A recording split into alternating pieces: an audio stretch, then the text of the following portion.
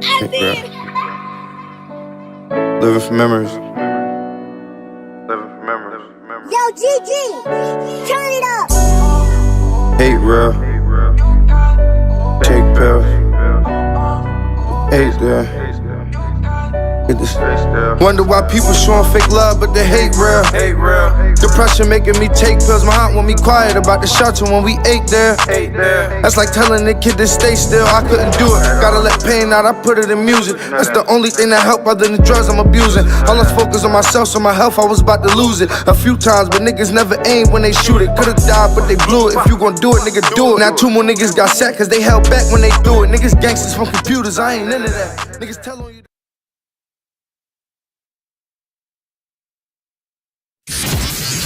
FirstFamRadio.com. FirstFamRadio.com. What up, world? This is Grammy music producer Ryan Ghost Bowser rocking it out with First Fam West Radio and your man's Mr. Illustrator. And on the ones and twos, we got Crazy D. Spin that, man. Keep the tools in the box, the haters wanna stop it. Mom's long like cocaine. I'm a fly human being, money is the reason. No, it ain't about those games. Keep the tools in the box, the haters wanna stop it. Mom's long like cocaine. Pure white, Peruvian, take flight, ride the wind, long nights, getting it in. Is this the life of a hooligan? Ninjas on the street, they trying to avoid the chalk. Talk it out, maybe after let the haters spark. Gunshots, bury victims in the dirt quick. Circle of death, calling it the work shift. Mind blown, mind gone. Just took a life he don't care about his own. But this is what the youth taught, turned up. Mommy offered those pills, plus she coked up. Out to celebrate, told it's the last days. Racing, chase away the pain of his lane. Ain't no shame, she peeling off her lace and things. FirstFamRadio.com.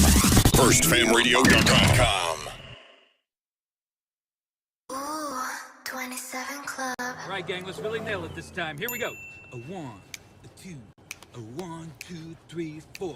Ay, ay, ay, ay. Call it Finette, that's my mafia twin from Jordan Downs. Raise a finger, that's on Gorillas, bitches going down. You politicking on instant, I'm out rolling rounds. Smoke his brother, smoking his brother, now we in the cloud. Played our freestyle in the courtroom, Brody lost his child. Doing dope all around the kid, so she lost her child. See, this mafia way of living, it's just our lifestyle. It ain't no waiting, I'm impatient, let's get busy right now, okay? Diamonds dancing, it's off a lick, I like to bribe people. Keep it on me, unfortunately, I done shot people. Not legal, nigga, I'm a spinner, we are not equal. Non-lethal, John Cena the poor, I could not see. Long live to leave it, hood boy was quick to squeeze a trigger. If your son ever hungry, doggy, I'd kill for that nigga. I die for the street that I post on with my killers. That is not my baby, lately I've been focused on Skrilla. I can't tell you what, just know the code word is DJing. That's a highlight play, buddy, we gon' replay it. Well known gorillas from my city, they know we famous. You ain't talking no money, get in line and keep waiting. Keep hating, I promise it's coming, Lil Larry, be patient. I had to cut this bitch off, she got feelings attached. I burn this motherfucker down to the ground, to the building collapse. Don't listen to your music, that shit weak and I'm knowing it's cap. 5.56 fly out ARP, ain't no holding these back. You speaking on my dead, it's okay, you for sure to get smacked. Don't need a microphone, but you know it's for solely a rap. Big eye busters, the enemies is for soaking wet. Don't believe none of your story, that shit make believe. 2 2 3s, you ain't ducking nothing, this could shoot through trees. Cold word, mental cycle, I came to make a pussy bleed. It ain't a bitch on this earth I'm gon' ever need. I draw down and ever run up on me, shit, I ain't having it. You sir not a killer, we heard you did that shit on accident. I told these niggas I'm from Gorilla Gang Mafia. Yo, BM keep watching me, tell her put down them binoculars. I beef with the whole city, give a fuck about being popular. Not affiliated with none of my people, so we robbing. I get busy with Tula, they start calling me the problem solver. I'm a real life sparker, don't worry twin, that's on my guard. Hey, why you dissing me on the net? We from the same city, always leave a house with it on me, yes it came with me. Ain't trying to catch a body, you should not come playing games. I'm a rock star with a drum, so you know I got it on stage. Outside thugging on this block, cause I have no home. Kill a nigga playing with my bro if he right or wrong. Stand dead in his face and that's his fuck nigga, what's happening? Like a donkey in his club, it's okay, we get to dragging niggas out.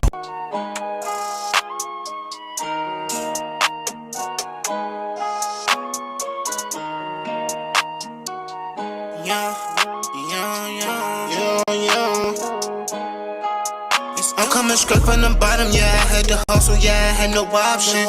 Full loaded 40 on me. No certain moves, if you move, I'ma pop it. Bitch, I'm a low. Source was cracking, little nigga, it ain't no was poppin'. I had to trap, they didn't wanna give me no jobs. I had no option. Yeah, bitch, I'm from the Grove. Door up your foes, yeah. I'm in this bitch with my bros. Bitches a go. I get them all by the low. Yeah, by the low. Yeah, solid bitch, I never fold. I never fold, bitch. I'm hot as a torch. Try to touch me, you get scorched. Car faster than a Porsche. All I know, no watch me score. Master Yoda got the force. There's all authentic, there's no force. They don't wanna see me young. That's why I did this on my own. Own or nigga shit. No handouts or no loans, so don't call my phone. I get my whole city hoe. They telling me that I'm the GOAT. You can go and take a vote. Where they come from cooking coke. Hit with guns and on my nose. Bitch, you know I'm really young. Always gang until I go. Roll cold until I coast. Bitch, you know just how it go. Yeah, you know I'm reppin' foes. Yeah, I'm coming straight from the bottom, yeah. I had to hustle, yeah. I had no option. Full loaded 40 on me. No certain moves, if you move, I'ma pop it. Bitch, I'm a low. Source was cracking, little nigga, it ain't no was poppin'. I had to trap, they didn't wanna give me no jobs. I had no option. Yeah, bitch, I'm from the Grove. Door up your foes, yeah. I'm in this bitch with my bros. Bitches a go. I get them all by the low. Yeah, by the low. Yeah, solid bitch, I never fold. I never fold. I'm coming straight from the bottom, yeah. I had to hustle, yeah. I had no option. Full loaded 40 on me.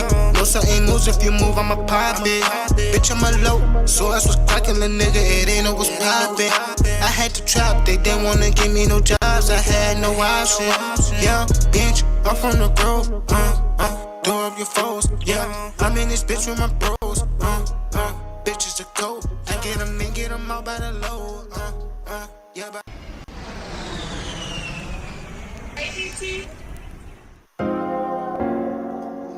Hydro. Aye. This King Bill, nigga. Yeah. Make sure y'all tap in, man. Y'all know what it is, man. I'm on the 4-5 bigs. Y'all like, comment, subscribe, share this channel, share all the channels. Can't just walk on, nigga. Big Nutter, 804. Aye. Push.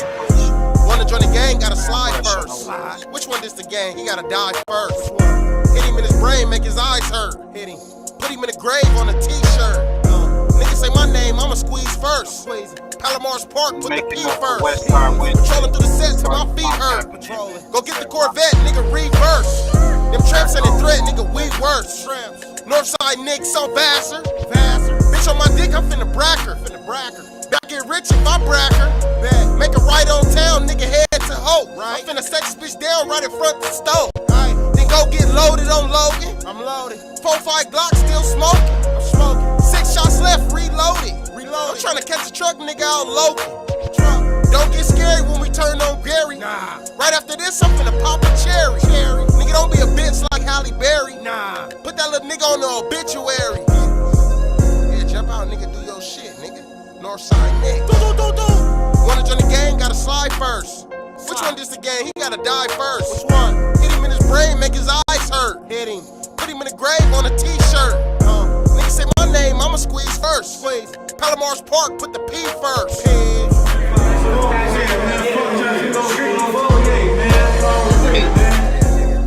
Enough for one more. Northside Get started, man. I'm on the 4-5 big, Man, y'all here was Palomar's getting Park, on put the P fast. first, nigga. I saw that fight Town in Laverne to be exact. Nobody told me that this call life it was a gonna fight. be easy. I don't give a fuck if niggas get the shooting, just don't leave me. Day and night, trifling. Bitch, don't ask me why I'm trifling, I'm just trifling. Whole ass niggas that don't like, and excuse me if I'm ghetto. Do that shit without realizing. Was really in the hood, clocking in like 9 to 5. All these funerals and I ain't even got no suit and tie. Been in church before, but I ain't even ever pay no tie. Talk shit to hoes, but I ain't never had to tell no lies. Death be always on my mind. I done seen so many bodies that I don't even know how to cry. Try to look past a lot of shit, but I be blind. I could've died so many times, I just feel like that's a sign. I just keep my object on deck. Know a lot of shit ain't fair, but it's a process. And if I'm spinning around your block, then nigga, I'm stressed. I just keep my object on deck. Little nigga crazy, thinking life don't get harder. I keep a couple shooters like Coach Carter. I be trapping up and down the interstate. I pop it at your bitch, I'm tryna bust a play. I be friendly with these demons, I'm tryna hide away. And I feel like if I was a trifling, then I'd be fake. Be one of those niggas that be in the way. I was on the yard with black shades, I feel like Johnny Cage. I keep my pistol on me anyway. He gon' let him go, you know niggas die every day. Say you ain't really living unless you die fast. I let that bullet leave you wet with your dry ass. We gon' shoot anybody drive past. I'ma shoot first, bitch, I'm tryna die last. I be stepping like a soldier when I bypass. I was born poor, bitch, that's probably why I'm at. I'm a street nigga, I wasn't sitting in no class. Only thing I did learn was go get that bag. Day and night, shit, trifling. Bitch, don't ask me why I'm trifling, I'm just trifling. It's a lot of whole ass niggas that don't like. And excuse me if I'm ghetto, I do that shit without realizing. We was really in the hood, clocking in like 9 to 5. All these funerals and I ain't even got no suit and tie. Been in church before, but I ain't even ever pay no tie. Talk shit to hoes, but I ain't never had to tell no lies. Hey, I like that jacket. I just keep my object on deck. Real nigga, I ain't never been no fake nigga. A nigga switch up so bad, that's why I hate niggas. I just keep my object on deck. Nobody told me that this life's gonna be easy. I don't give a fuck if niggas get the shooting, just don't leave me. Shoot.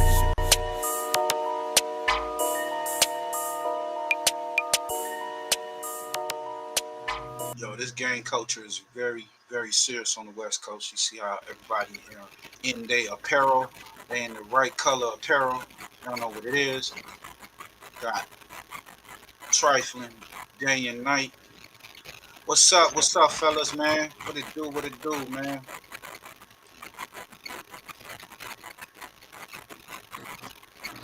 It's good. Chilling, man. You know, up in here trying to get to this content. Hey, make sure y'all go check out Pushy Push. Just dropped the website a few weeks ago called pushypush.com. And go to this channel, YouTube channel, and Twitch. What's up, fellas? What's good? Yeah, what it do, my road? What's up, bro? What's up, fam? Push. What's up, my dog? What's good, you buddy? What's up, for sure?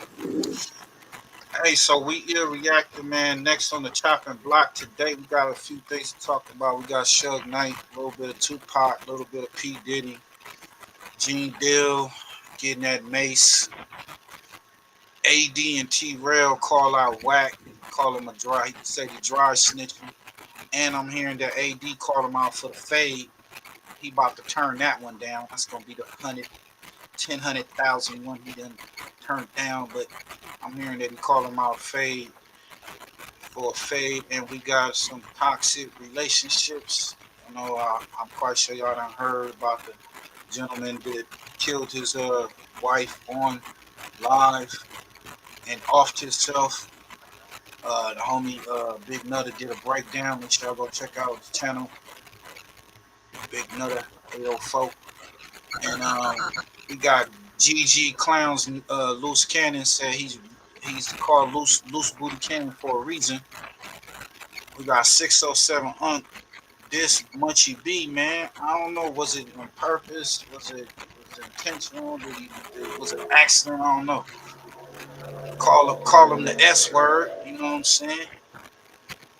You know what they call it? Super loped out blood. Call him super loped out blood. And we got a few other things to talk about, man. But yeah, let's get to this, man. 607 Unk disrespects the Bloods and Munchie in Philly. Y'all saw this shit, man. I'm gonna speak on it, but I ain't gonna be nobody proof. I ain't gonna be no proof. He better knock me out first. You ain't got no confidence in your squad. He say he knockout king. What if he really knockout king? Hold on, is you gonna let him know you from who? From St. Louis, we don't gonna be nobody proof. I ain't gonna be no proof. He better knock me out first. You ain't got no confidence in your squad. He say knockout king. What if he really knockout king? Hold on, is you gonna let him know you from who? From St. Louis, we don't squabble. See, y'all LA different. Y'all brag about fighting. Is you gonna let 4 extras know you from who? I'm from Hoover. But it's gonna let him know that. Yeah, listen to me. In St. Louis, y'all brag about fighting. Y'all brag about fighting. In St. Louis, we brag about killing, gang. No. We do murder. Yeah, you guys kill a lot of people. We don't do no fighting. I can't do no wrestling with no man. Hey, listen. It sounds like me. I ain't gonna wrestle no man, gang. I don't do no squabbling. Is you gonna let 4 extras? Yeah, I don't do no squabbling. I'm not fighting. Yeah, that's what you want to hear? I don't. We're not asking you to fight him. I don't catch fades. That's a scary nigga. I don't catch fades, nigga. I kill. I'm from St. Louis. Gang, stop You playing ain't with in me. St. Louis. I kill. Everywhere St. Louis. You ain't in St. Louis. Everywhere St. Louis. Gang, we don't fight. Name one nigga from St. Louis that can fight. I know some. Come on, gang. They use it. They use it. We don't use that. We use the tools. All on Cardinals. They on beer shop. Come on, gang. We don't fight. I'm from St. Louis. Gang, you don't fight. I'm playing. Why would I fight in California? Somebody else playing. I know I'm gonna get jumped even if I try to win. No. I'm getting beat because y'all really fade. Y'all been training y'all whole life to fade. Y'all playing with me. All y'all do is push up and muscles and shit. I ain't fighting you niggas. One fair person. How's it fair when you been training to fight your whole life? Young Ant is a fair dude. Well, how's the fight? You'll go over there and he'll be like, man, give him a head up. You run across. Everybody in California, bottom is small, top is big as hell. Come on, man, stop playing with me. Everybody in California. They on their front yard. Everybody in California skips leg day. Pushing up pipes, gang like this, ready to squabble. No. You in luck and you put up in A-trays. I ain't with all that. Young Ant, he make sure you get a fair one. I don't know about the rest of the niggas. St. Louis ain't no fair. Gang, we from St. Louis, gang. We pulling off a back door city. I'm gonna play like it's good, and I'm pulling back up with a switch. That's how we do it. Say, I'm not playing, gang. I'm gonna play like they gonna say you ain't from Hoover. I'm gonna say damn right, I'm not from Hoover. Okay. Really backdoor city out there, huh? Oh yeah, them niggas in the loop. Different. Shit. So simple question: They don't are you call going to tell for they don't really call their music drill music. They call their shit drive-by music. They call it drive-by music? On phone. Oh, that means they fuck with MC8, man. Fuck with CW, man. Music drive-by. Yeah. Shout out to St. Louis. Backdoor city. Backdoor You know what I mean? Nigga, them old school rules don't apply no more. Craig Daddy was like, you don't need a gun, nigga, use your hands. Shit. Craig Daddy outdated, nigga. Craig Daddy fucking like get Craig smoked on this bitch fuck with these young niggas with these these switches. Yeah, put down the Glock. Hand me the gun. Like, hell, nigga, Debo is under the earth, nigga. Like, Daddy, you ain't never heard of a YN? That nigga said, nigga, your upper body is big and your lower body is small, nigga. That's Debo. Oh, photo. Nigga, I'm that squab. He's an A squab and shit. Right. At least he was telling the truth on being real. How I feel. If I feel like I got the up, let me tell you how I go. If I feel like I got the up, yeah, I'm gonna say I'm from Hoover. If I feel like I don't got the up, I'm gonna say I'm not from Hoover. You don't and got I'm the gonna slide back on it later. I'm from St. Louis. Nigga, I'm a California. Bald head man gonna pack you out. I'm a photo for extra. Anybody gonna pack me out. Hoes that do. I'm from Hoover. I'm gonna show up. I ain't from Hoover. That nigga said, I'm from all the gangs. You know? Which one you from? What gang you from? I'm from all of them. Shit. I'm gonna have him DM this Hoover tag. Oh. Come on, I'm straight. Hey, he really do got a Hoover tag on his stomach. For real. Yeah. That's crazy. He really do got one. So what is he? He from multiple gangs. He said 607. He said the 60s and the 107 Hoovers running together in St. Louis. Yeah.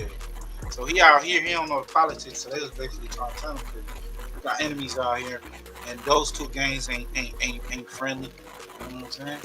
They enemies, bros. Yo, shit, I'm Hoover slide remover. What? Hoover slide remover. Hey, bro, watch your mouth. I'm off that. See, look, he caught himself quick as a bitch with Mudge and said, hey, bro, watch your mouth, guy. Oh, my bad. Yeah, nigga. That nigga just rolled off the tongue like he didn't even give a fuck. Oh shit. You forgot what? I ain't know you was blooding. I forgot, gang. Sorry, mama. No, don't let this content shit go. No, I forgot you was blooding. Listen, I forgot you was blooding for real. You gotta watch out. No, I thought you was blooding. I forgot he was blooding. I know he's no blood. I don't want to get my ass. Yeah, but you shouldn't say that even if he's not around. No, that's a bad one. Hey, bro, see, people let these characters go too far, bro. Yeah, I apologize.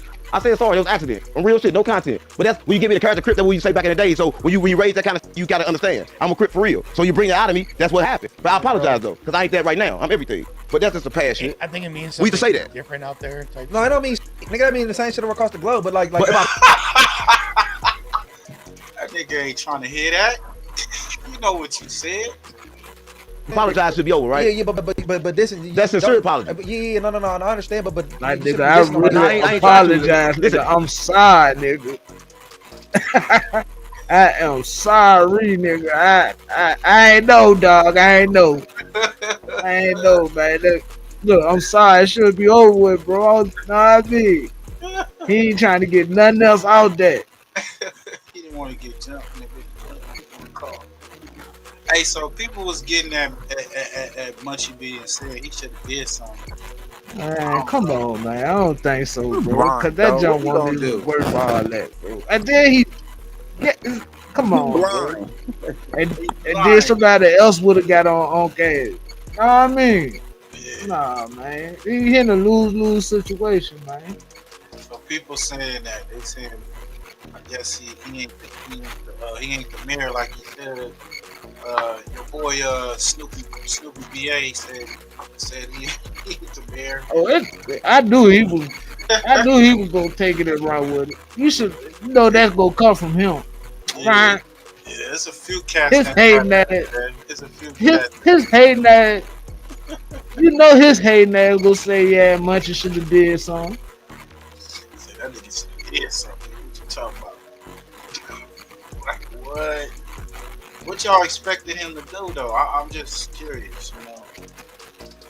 The man apologized to him, fam. Yeah, that's man time shit right there. You know what I mean? I fucked up, my bad, bro. You know what I mean? I forgot you blood, my nigga. I forgot. You know what I mean? And then, well, like when you from somewhere else, we don't look at that shit that serious. You know what I mean? Right. We don't look at that shit that serious. So I don't know, bro. Like, so, I mean, you know, some people go feel different about that shit. You get some funk in LA over a look, so yeah. That shit don't carry. See, it go down there like that anywhere, like that from looking at a nigga a certain type of way, accidentally bump a nigga, anything. Look at him, the nigga had some tight shoes, nigga. Yeah, nigga, you looking at the nigga's shoes, the nigga you looking at him up and down like you sizing them up or something. Like, what you looking at, bruh? Yeah, so I mean, he apologized, so you know, at least he apologized. Yeah, he apologized ASAP, bro. It ain't like he waited to apologize to him about that shit or none of that shit. Like, soon as he did, he like, my bad, man. You know what I mean? I mean, cause he could have been like, yeah, I said it. That's what we do. That's what we about. Yeah. He didn't say that. He didn't go off like that. So, yeah. Munchie B, I guess he was speaking on the people that was speaking on him. And he got at Wacc, because Wacc went straight to his IG. And basically he was saying he was a buster on that or whatever, saying that. Let me see.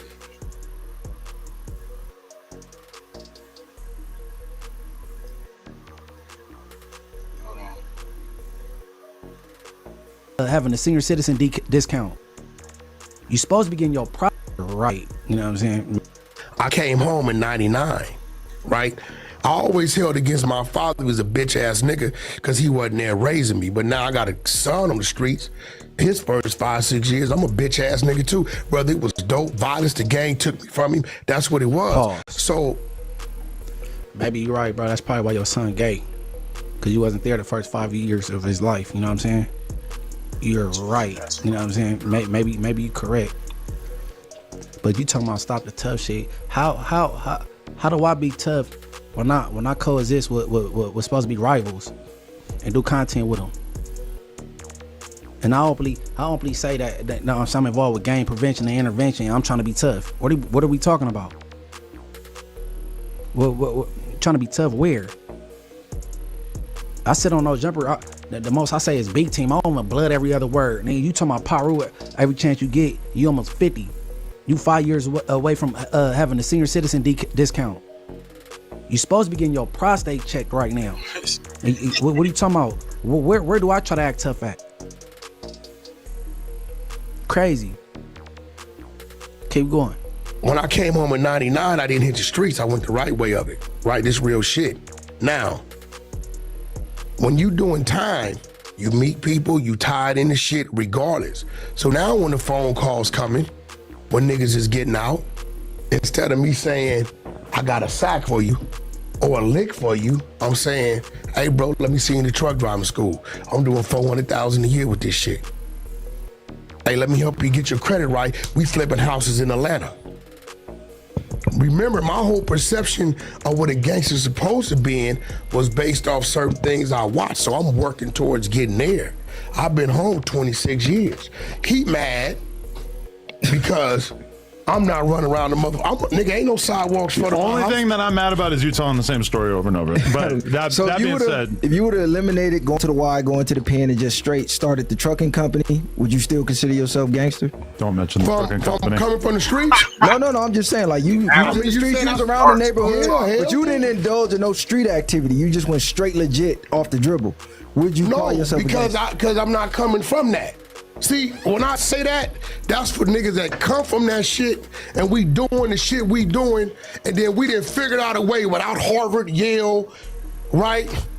The dad, the uncle, passing down the shit, right? Figuring out how to do it the right way. Hey, you see how he took a shot at Adam?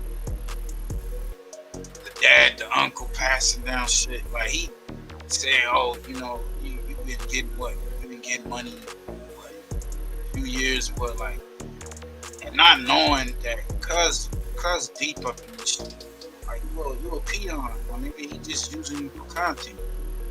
But it's crazy how he's sending shots at him. I'm gonna tell you that's gangster all day long. All right, I agree with that. Nigga, I got more steps in my passport than you. That's a fact. All right. If he would have took all the jail things away from Wacc and criminal activity, and he just would have went straight to trucking, he wouldn't be considered a gangster. He just doing man things.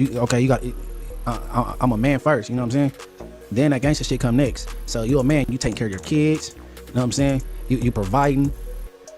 You ain't taking no disrespect. You a man. Now when you indulging in certain things and doing gangster activities, all right, then you going to be a gangster. So if he would have went straight to trucking school and just living a normal life, he's doing the man thing. It's not a gangster. You know what I'm saying? Wait, if you were detained at any San Bernardino juvenile detention facility, such as High Desert or Gilbert Street. But he wouldn't know how to answer that question. You know what I'm saying? Why? Because even with the jail career and him being from somewhere, he's not a gangster, bro. Let's keep going. Doubt it. That's a fact. I'd have been around the world seven times. I bet you don't. I bet you don't. You're like 70 years old. You just started getting money, Adam. I've been traveling since I was a little kid. From your family, right? No, bike riding. Hey, huh? Mm-hmm. Bike riding. See what I'm saying? He just think that he know niggas. That shit funny as fuck. Nigga Adam like, nigga, I know you phony, nigga. What you talking about? And he just started getting money. He sounds stupid as fuck. Doing what? BMX shit? Yeah. Okay, cool. So when did No Jumper start? 10 years ago. And 15. Are we really comparing who's traveled more? No, I'm just saying. Who cares? What I'm saying is, you sitting.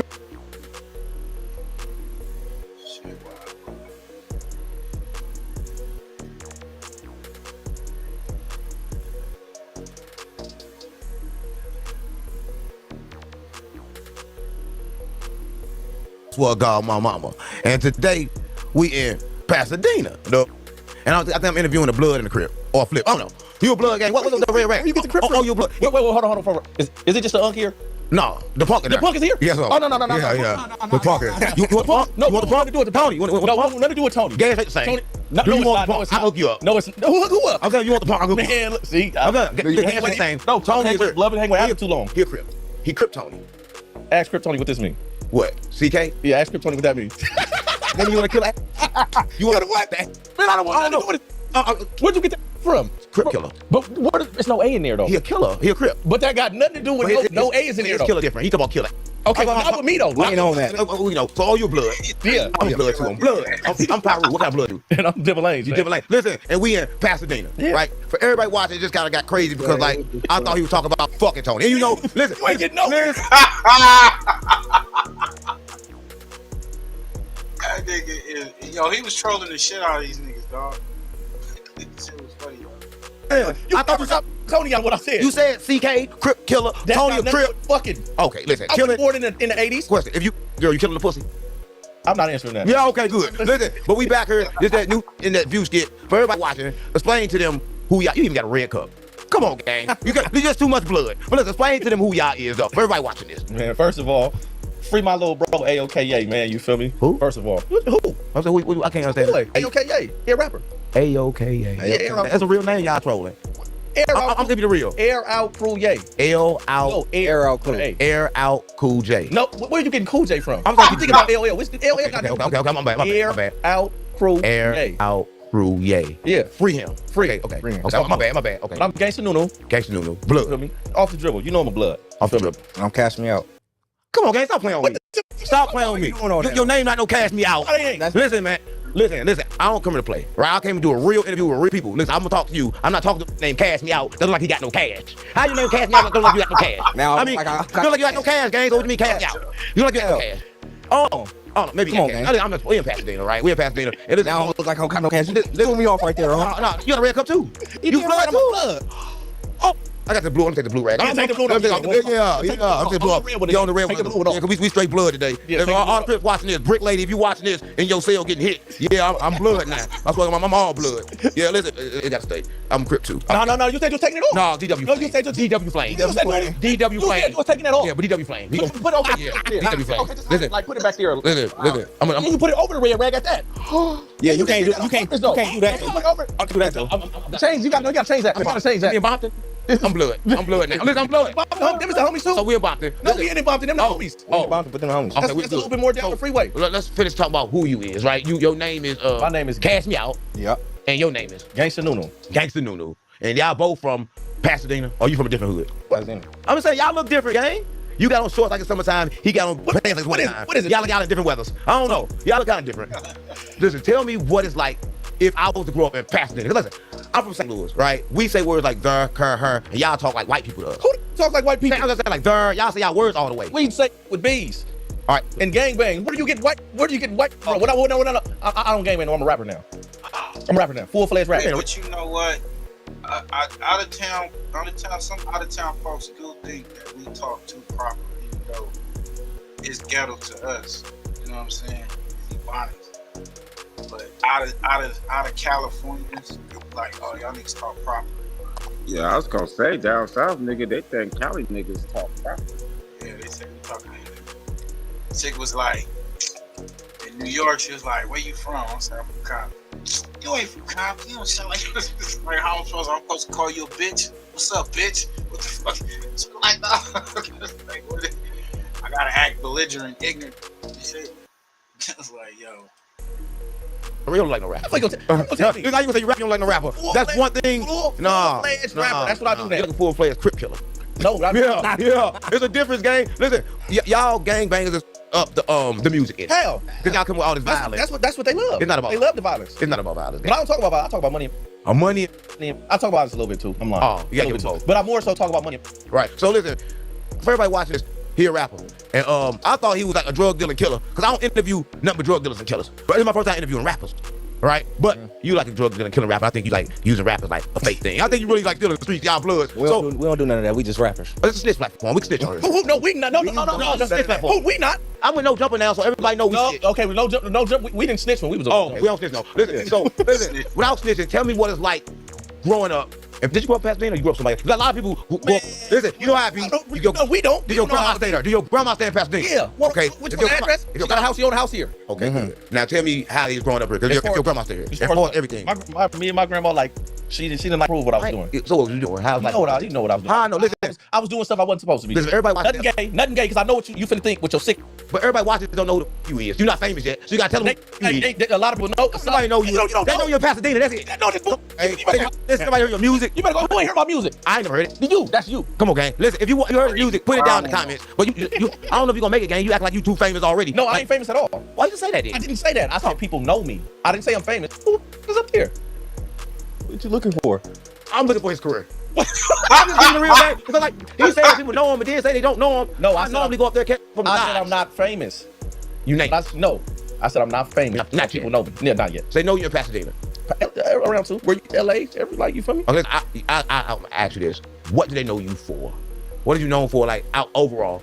Man. You don't say still a person. Still a person. No, don't say that. You didn't like that. I did. I smoked crack and stole person. But we ain't smoke no crack or no person. I'm gonna say no, I did. I'm not scared to admit it. You look at it as crackhead. Yeah, I'm just keeping it real, right? So I'm asking you, what did you do? You ain't never did crack, meth? Never in my life. Come on, gang. How you a street man? You like crack? You gotta get high. No, I don't. You gotta get high. I'm only drinking today to deal with you. All good. That's the only reason I'm drinking. I don't drink. I don't smoke. What's in your cup? Yeah, what? Because you ain't drunk that one time. Yeah. And you still got that blue flag over there. Nah, y'all get listen, we'll talk about the cup later. Well, listen, about you. Now I found you talk a lot. So where are you from? Tell me what's like you growing up in Pasadena? It was regular. It was. Listen, y'all keep acting like I'm from California, gang. I'm not from California. I don't know what regular is. Regular weed, what is regular? As far as besides all the crack and all that heroin that you said, all the drugs you did. I never said the heroin, gang. You didn't say that. I never said. You stop playing with me. I said crack. You said crack. I never said heroin or meth. Crack. You said crack, heroin, and meth. White. You said it. Come on, gang. I never said y'all. So you saying there ain't no white crackheads out here? No, I said I'm the crackhead, but I'm not the meth head. Meth heads are white. I'm black. So you never did meth? No, I'm not Kodak Black. Kodak So Black. you only did crack. I did crack, that. cocaine. That's crack, but I did crack before they put the baking soda in it, so I didn't do the real crack. So you was I freebase. You was freebase. Yeah, freebase. We my dick still can get hard when I smoke. Yeah, I'm just keeping it real, right? Listen, we freebase. Yeah, because they put the baking soda in it, that stuff the crack. But we ain't talking about me. We talking about y'all. How they gonna get to know y'all? Y'all can't talk about me. They already know me. I'm famous. They trying to know y'all and what go on in Pasadena. Man, Evidently don't go on in Pasadena. What you? Crazy. Hey, y'all go check out 607 Hunk, man. Wow. Hey, so That Wacc nigga 100. uncle comedian, bro. Right. For real. Wacc 100 dissing 600's boxing career. Have him crashing out on everybody. Said his boxing career is fake. Yo, shout out to Scandalous Los Angeles. It might not be nothing, but it's a lot to a nigga who not no motherfucking rapper, nigga. Just like you might think 150,000 ain't nothing to a boxer. I'm not no motherfucking boxer either, nigga.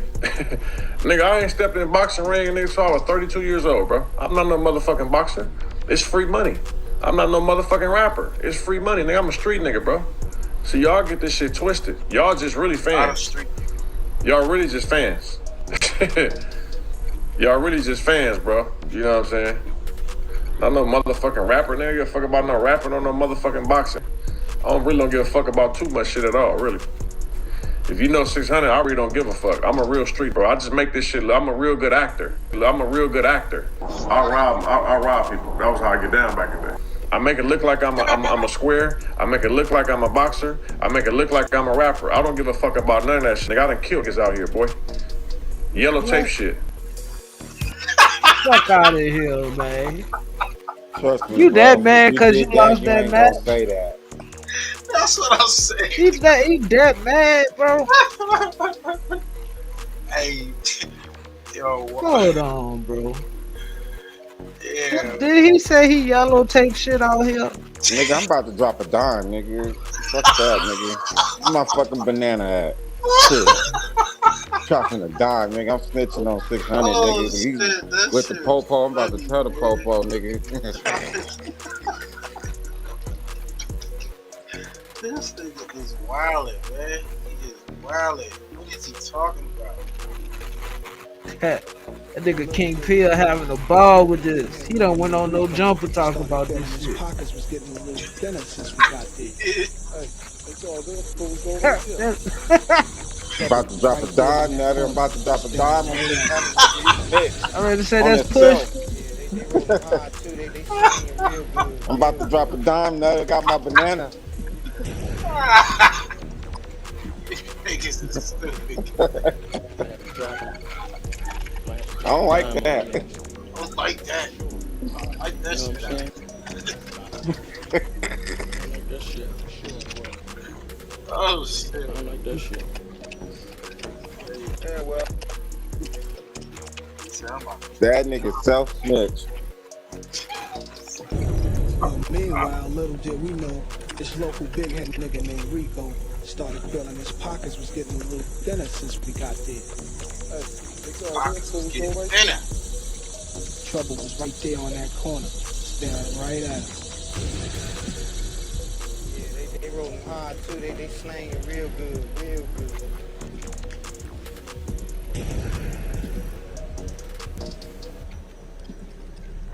Might have to drop a dime on them niggas. Drop a dime, nigga. You know what I'm saying? Listen, I gotta snitch on 600 before he snitch on himself. This nigga snitched early and shit, nigga.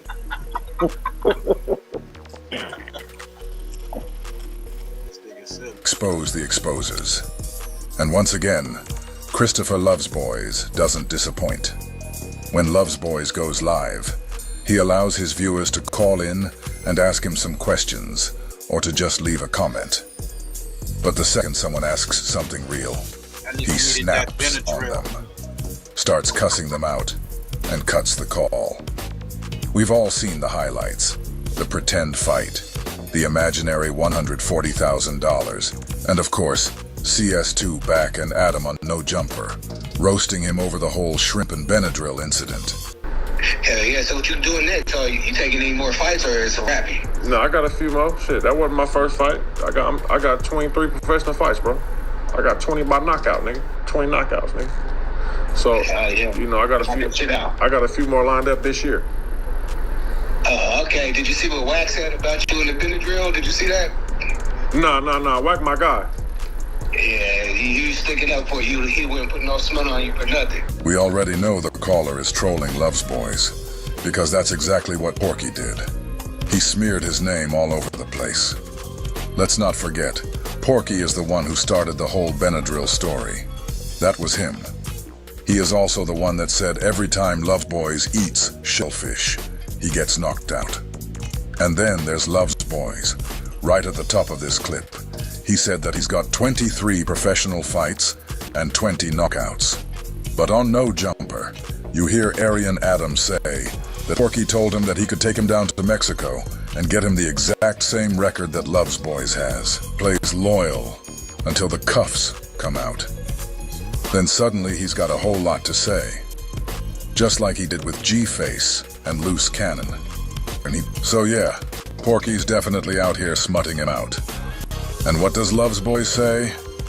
Porky's my brother. I mean, that's my brother, so, and I won't put none on him. So, you know, I ain't got to see what he said. I mean, we talk on the phone every day, so his content is his content, my content is my content. This is exactly what he did to Lucy. And the moment Lucy went to jail, Loves Boys wasted no time throwing dirt on his name. So I guess we gotta wait for CS2 back to catch a case before Loves Boys finally starts talking slick about him too. Yo, you live. Hey, why Wacc say your whole boxing career was fake? You asked me about another man? Don't ask me about another man, bro. Go ask another man why another man say what another man say. Don't ask about no other man, bro. You ask me about other men, bro. I don't give a fuck what nobody got to say about me, bro. Don't ask me about no other men, bro. Loves Boys literally invites people to call his phone just so he can cuss them out, yell over them, and hang up the moment they ask a real question. And what's the question everyone wants to know? How do you feel about the guy you ride for? The guy you protect like he's your own blood? Turning around and telling the world that your entire boxing career was fake? That's what people want to know. But as soon as someone asks, he snaps. Don't ask me about no other man. Imagine that. Does CS2 back scream and throw tantrums when people ask about Loves Boys? No. He just calmly throws Loves Boys under the bus, says he can't box, and even jokes that Adam could get the same record down in Mexico. But Loves Boys, he hears that, and now he's mad at everyone who called in and asked, Wacc like it's their fault Porky said what he said. You live, man? Hey, what's up, Hunter? How you doing, man? I'm all right. What's cracking? Oh, man, just chilling, man. How was it out there in Germany, man? I seen the kids liked you and everything. How was your time? How was your stay? It was nice, man. Beautiful place, beautiful country, beautiful people, whole lot of money, you know. Another stamp He had on the a passport. good night's sleep. Why did Wacc go on Germany? I don't know why Wacc went on go do what he do. Don't ask me about no other niggas, bro. Matter of fact, I'm out of here, nigga. Don't ask me about no other niggas, my nigga. I don't know what nobody else thinking, what nobody else is doing. I don't know what the fuck nobody else got. Don't ask me about nobody else. You calling me, don't ask me about nobody else. Call them. Yeah, Wacc got his number out there. Call Wacc. Don't call me, nigga. You mad like that because Wacc, get mad at Wacc. Wacc said this shit.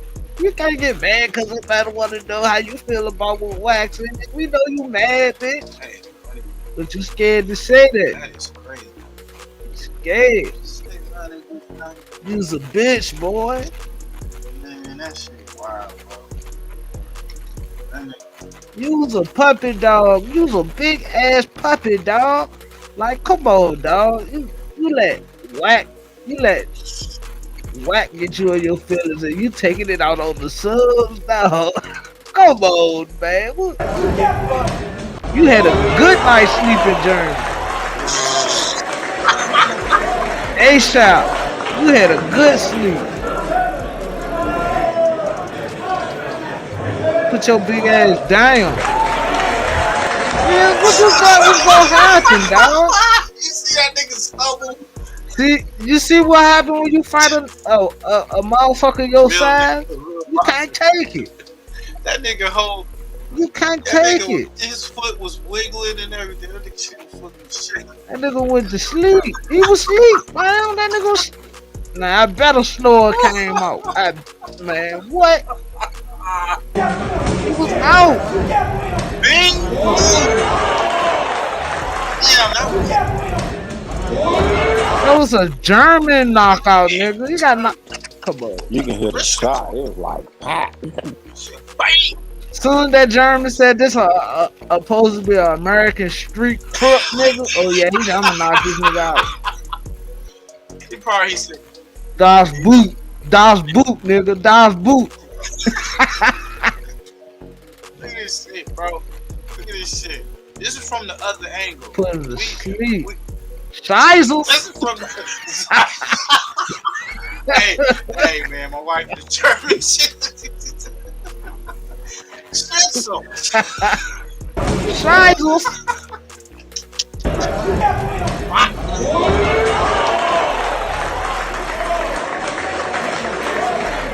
Scheisel knocked that boy out, boy. You know.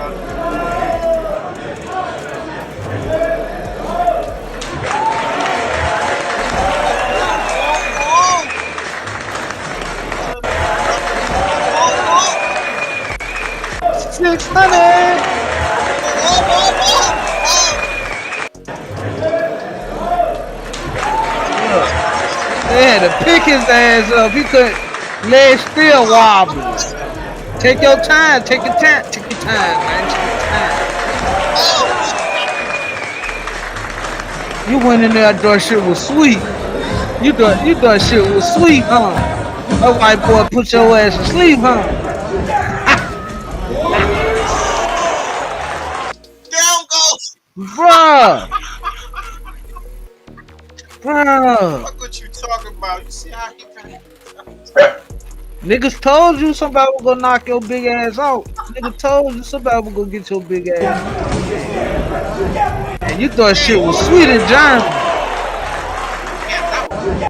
That's a real boxer right there, fam. There ain't one of them smokers they done pulled out the streets to fight this nigga, bro.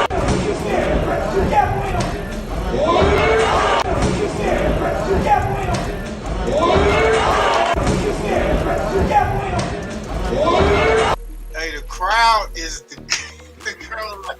Give him a pillow. Whoa, nigga.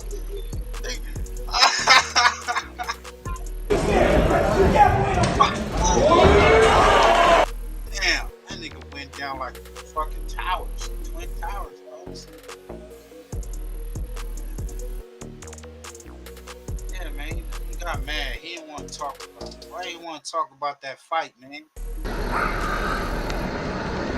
They asked me why Wacc do what he do. Nigga, stupid ass. They won't ask me shit about no other nigga on my motherfucking channel, nigga. Yo, you live. Bro, why are you being so hostile, man? You called back, bro? Yeah, I'm sorry, bro. I didn't mean to make you mad, man. I was just... Hey, bro, you're not making me mad, bro. Don't ask me about no other nigga on my channel, bro. This is my channel. Okay, I won't do that again, bro. My bad, man. What's happening, though? Okay, so why did you hang out with G, Bass, and LUCE, two rats? Man, get your dumb ass off my phone. Nigga call this some stupid ass shit. Loves Boys is over there laughing, but not because it's funny. He's laughing because he's got no defense for that question. Loves Boys has made his entire campaign about not hanging or associating with rats or people who do. But the caller brought up 2 documented rats that Love's Boys was not just cool with, but he was in bed with them, figuratively and publicly.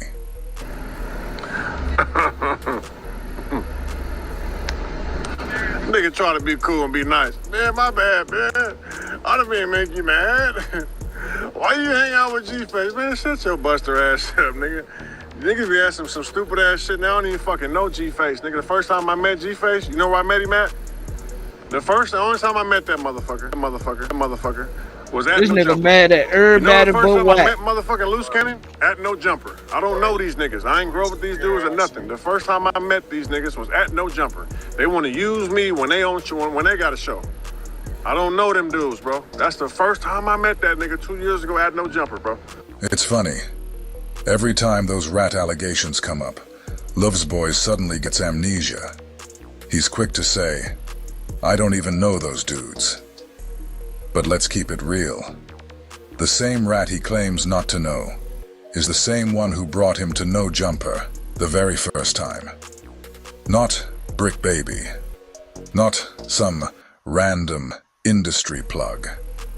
It was a documented rat who opened dinner since we got there. Hey, it's all good. Before we go right there. Trouble was right there on that corner, staring right at us. Yeah, they rolling hard too. They slanging real good, real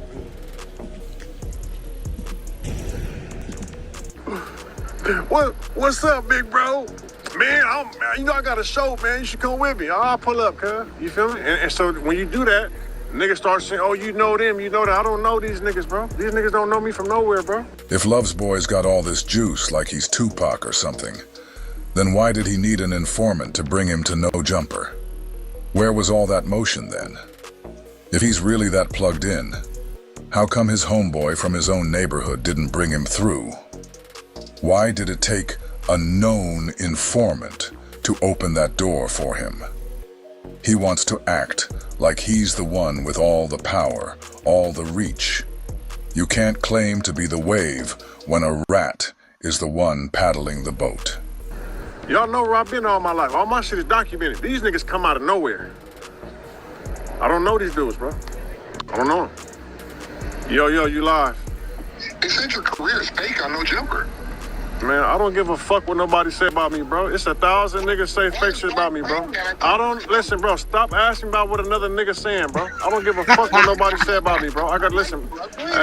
I got 1,000 making fake videos, 1,000 saying bullshit about me. I don't give a fuck what they say about me, bro. Why is Wacc hating on you? Stop asking me why another nigga saying what he's saying, bro. Man, get your fat. How you getting mad at bro? Damn. Why you do that? Why you wanna do that? Hey, yo, you live. When you leave Mexico, you get knocked out. Why? When you leave Mexico, you get knocked out. Why? When you leave Mexico, you get knocked out. Why? God damn, dude calling back to back. Man, get your buster ass up out of here, nigga. This dude gonna get his shit off. Bro, man, he gonna get that shit off. The question was fair. It's the same one everybody's been wondering. How did you rack up 20 knockouts in Mexico? But the moment you left, you started getting slid all over the ring. That's not disrespect, that's a legit question. And Love's Boys doesn't want to answer it. Ask him, why is Porky saying your whole career is fake? He gets quiet. Or worse, he flips out and yells, don't ask me about no other man. So let me get this straight. He opens up his phone line, tells people to call in, and when they do, he cusses them out, calls them names, and hangs up. And somehow, he's been able to say wild stuff, even offensive things toward the LGBTQ community. And keeps skating. If anybody else said what he said, their channel would have been yanked immediately. But Love's Boys? Somehow he gets a pass. Your guess is as good as mine. What's going on, Sick? Man, we on here chilling. What's the word? Not much. I want to have a real conversation with you. Like, I don't be into all that tough shit, you know, that killing shit, talking about it, shit. I don't know where you come from, you know what I'm saying? But my whole thing be like, why be on that shit? But then, like, I seen the video. This some real nigga shit, though. Like, of a nigga, like, you said, this nigga marked you out in London or something. Just wanted to give you a fade. Hey, bro, ain't nobody never marked me out, bro. So anything I said about him, you know, I take it back. You know, I might have said that he's not built how I'm built on, you know, from the same cloth that I'm cut. It's That's not why like that that. I'm gonna tell you a nigga story. goddamn put Before you to just came sleep. over here, Look how bro looking at him. this man asked me to fight. Like nah, fuck all the cameras. He asked me to fight. Yeah, I said, let's go somewhere quiet. Yeah, quiet, just me and him. And I'm like, nah, bro. I don't want that. I don't want that. On my mom, I got the video on my page. Hey, bro, ain't nobody never marked me out, bro. So, you know where I'm from, you know, that's like a call out, like a mark out. Like, he kind of marked me out. When you apologize to the nigga, he was like, I want to smash your head in the toilet. Hey, bro, ain't nobody never marked me out in my life, bro. But it's on video on my page. And that ain't the problem. I don't give a fuck about what you say you got on your page, nothing else. I'm telling you, nigga, ain't nobody never marked me out in my life. You got mocked out by a I'm saying Caucasian. is, why you always be on that I'm a killer, crip, tough shit? But I watched this nigga, he told you, let's just go around the corner off camera and catch a fade. And you told that nigga, no, I'm not here for that. He's serious. I'm a businessman. Okay, bro. It was a boxing match with Eddie and Don King. Okay, so make it make sense, stupid ass nigga. Why the fuck would I go jeopardize some money to go entertain somebody in a street fight for no money? You ain't jeopardizing no money. Get your bitch ass off my phone. The dude talking to Love's Boys was spot on, and he told him straight up, you didn't jeopardize anything because you didn't fight at all. And that's exactly right. How come David Allen didn't care about the fight like Love's Boys is acting like he was? That's the pattern with Love's Boys. Just look back. Josh Fisher, cartoon. The list goes on.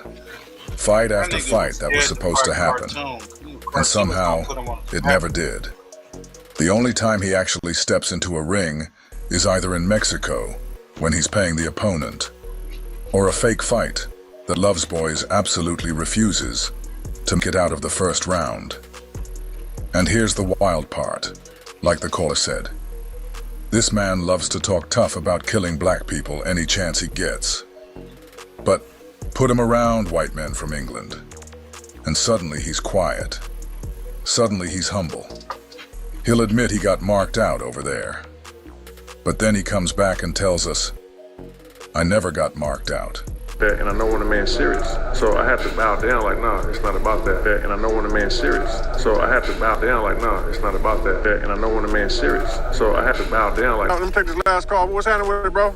Hey, don't make a scene. I'm parked back here in this Jeep. Turn your live off and come to my car, nigga. Man, I'm not going nowhere, you bitch ass nigga.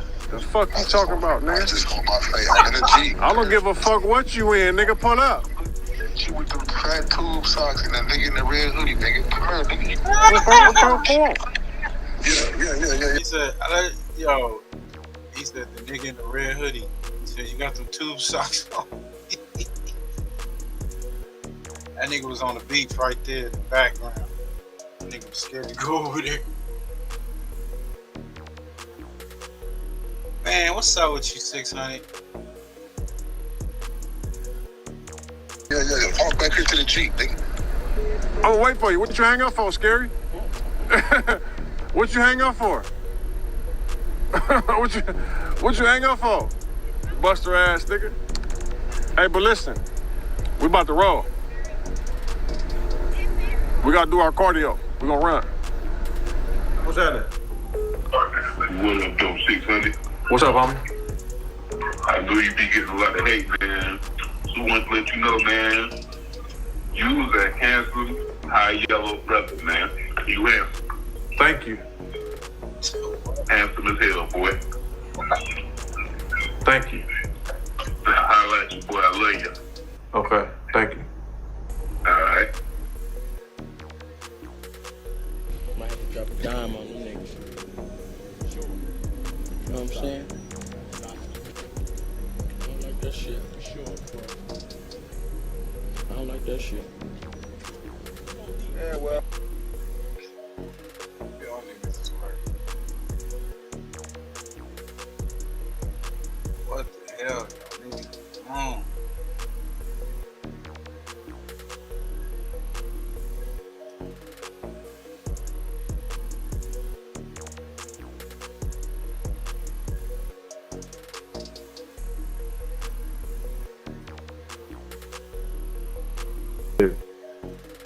lady in the devil in the blue dress. You know, so Puff goes to recruit the people who wear blue. Now, it's a guy named James who moved to my neighborhood like in 1982. He started living in Keefy D's neighborhood. His baby mother and wife is best friends with Keefy D's wife or baby mama or whatever this case may be. I'm not all into politics of that. But why? He personally seen James personally seen Puffy talking to Keefy D them in their neighborhood about putting money on Tupac and on me. That's one thing, right? Why was his hatred so deep for you and Pac? Well, I think it started with Tupac first. I'm going to tell you like this. I used to be with Pac. If I went with him 24 hours out the day, we talked all through the day, all through the night. I ain't never seen Pac talking about messing with a man, want to mess with a man. So the people that are saying that are capping. Well, you know, you got to realize one thing. This is what you got to realize. You got the people who do something in life and did something in life, and you got the people who never did nothing in life. Yeah, who go on podcasts and gossip. If you do your, well, but you know, that's a new thing of the gossip, because you don't get some person on a podcast $1,400,000. Absolutely not true, right? But since that is true, you call yourself a gang member, or you call yourself on a podcast, you whispering to a bitch trying to impress a bitch and tell them stuff about me, right? At the end of the day, you gotta look at it like this: 20 years of their career, 20 years of their career trying to make money. I would spend 100 times more than that. I would spend 10 million in 20 minutes. These dudes in 20 years probably make 50 grand. So all this extra talking they talk on these shows, they the weirdos. But back to the reality of the facts. Let's take this time to fix some things. We don't gotta be funny and clowns, you know. No, let's fix it. Straighten it up for people. That's what I want to do now. So let's go to the part of this. The reason why I brought up Ray J, I got love for Ray J. I don't care for what Ray J say. You know, at the end of the motherfucking day, you know, Ray J is lost. He need help. So let's not pick on Ray J. But at the same time, how did it go from Ray J being with him all the time, spending the night with him? My husband begged me to stop doing this pink salt trick after I lost 25 pounds in less than 2 weeks. But And never, ever get subpoenaed to go to court? You got Capricorn on the stand. Now, I got a 45 bullets into my skull. And the doctors told me they can't remove it because if it go another inch, I'd be dead or arrestable. But now a crooked cop says it's a 40, it's not a 45. That's news to me. He probably know less. He handing out the guns. I don't know how he know more than what the doctor told me. But man, he do. Now, back to the facts of the matter. When you look at, but now a crooked cop says it's a 40, it's not a 45. That's news to me. He probably know less. He handing out the guns. I don't know how he know more than what the doctor told me. But man, he do. Now, back to the facts of the matter. When you look at when I got shot, they blamed me for 30 years. It cost me my freedom. It cost me my company in a way. It cost me my freedom again this time. If somebody hit me with an iron pipe and they got video of it, I don't whine about it. They'll say nothing happened. And nothing happened to these people. I can get shot 7 times in one oak. They got it all on video. They can do a song about it. Do anything happen? Absolutely not. What you gotta look at is this. We talking about Puffy situation. We talking about Louisville, Vegas situation. You talking about Tupac. You talking about me. You talking about Puffy. You talking about Bad Boy. You talking about Death Row. Let's start there. Biggie, all of it. In all of the stories that have been told, what is a piece of the truth that nobody knows? Can you tell me one piece of truth that nobody knows about that whole era? I'm going to tell you the truth that nobody knows. First of all, you got to remember one thing. We all was friends, number one. Yeah. Now, that's very important. But we all needed each other. Yeah. Because as a whole, we made the industry exciting. Yep. We made us work harder. Because at the end of the day, if I was known for making superstars and dropping albums, Puffy was known to make a single better than anyone. And you got to get that to him. Because this motherfucker gonna take a single, we go up his Biggie or whoever else. And he gonna hop his ass in that motherfucking videos, he gonna put that little tight leather suit on, and he gonna pop it, right? Yeah. I'm gonna make my artist a star and never, ever be in a video. I'm not gonna pop it. I'm not gonna do all it because it's about them.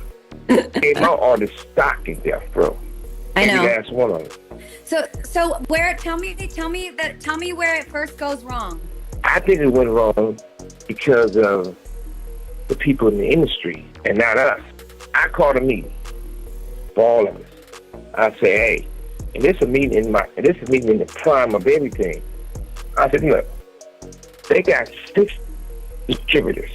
We don't got to say it's distributed by Death Row. We don't got to say it's distributed by Bad Boy or whoever.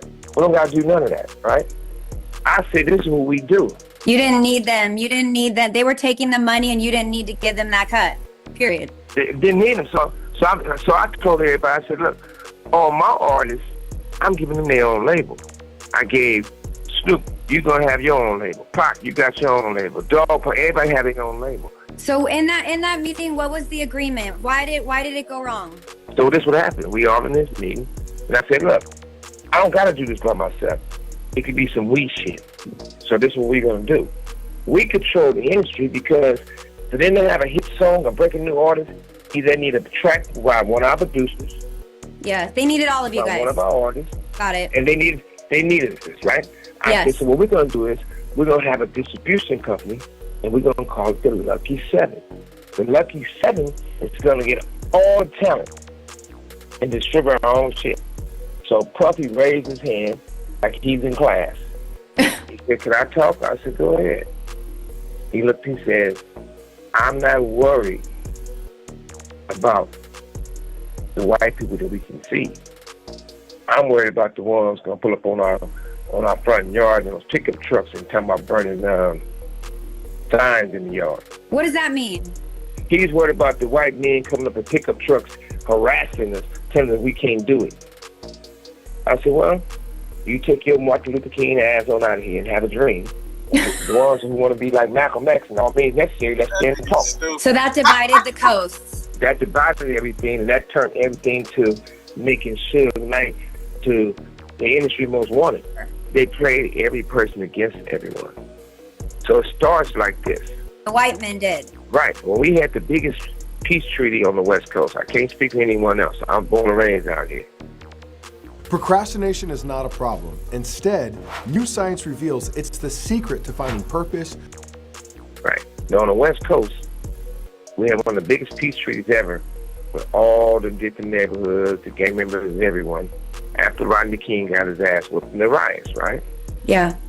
The sheriffs, especially the ones in Compton, they would go in their own personal cars and drive up, shoot at different gang members, or sometimes shoot a gang member and holler out another gang member's neighborhood, and that certain neighborhood would go back and do something to the other neighborhood who they thought came and shot at them. But it was always the police. So now we have it in the industry. Fact. They pull a lot of guys. How many times people call me in the meeting and say, hey, you make albums like you say. Puffy makes singles. You make superstars. Now, we can't say Biggie wasn't one of the best rappers to ever do it. But the difference between Biggie and Tupac, Biggie was probably one of the best ever touched the mic to rhyme. Best superstar in the industry ever, because he can go on stage and rap for an hour. Yeah. Everybody's gonna be sweating because he rapping his ass off. Tupac gonna come on the stage before he say one word. They gonna lose their shit. It's gonna be real panties on the motherfucking stage. Real panties. Whole ass panties. Yeah, I ain't talking about no panties with penis prints in them. I'm talking about real panties. I'll still take them off to this day. Right, that's what I'm talking about. So that was that. Well, you gotta remember one thing. Let's also go back to the facts of it. The crooked cops destroyed hip-hop. So at first, everybody was just using their homies. Come on, we going on tour.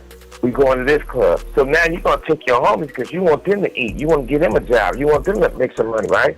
As you go into a club driving to the club with just your homies, the police pulling you over, the crooked cops, and they taking people to jail, right?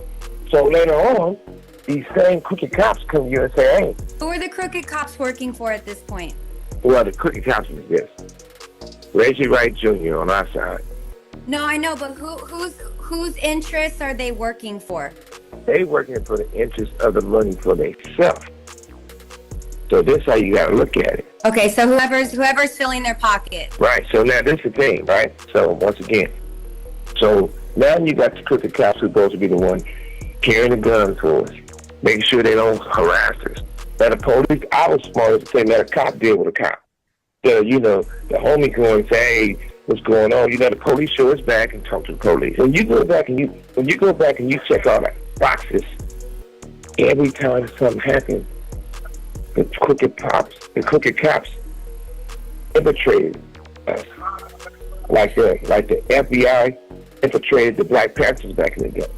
Crooked cops infiltrated their hip hop. I'm gonna tell you when. The major distributors, sales go to the roof.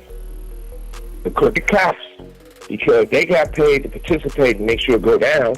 And then if you notice, when two of the most powerful artists in the industry, but all the other artists all hire more security. Now I don't care if it's whoever. You can pick any artist it is. On the East Coast, on the West Coast, down South, Midwest, whatever, right? Every time somebody get killed or somebody gets shot, everybody hire more security.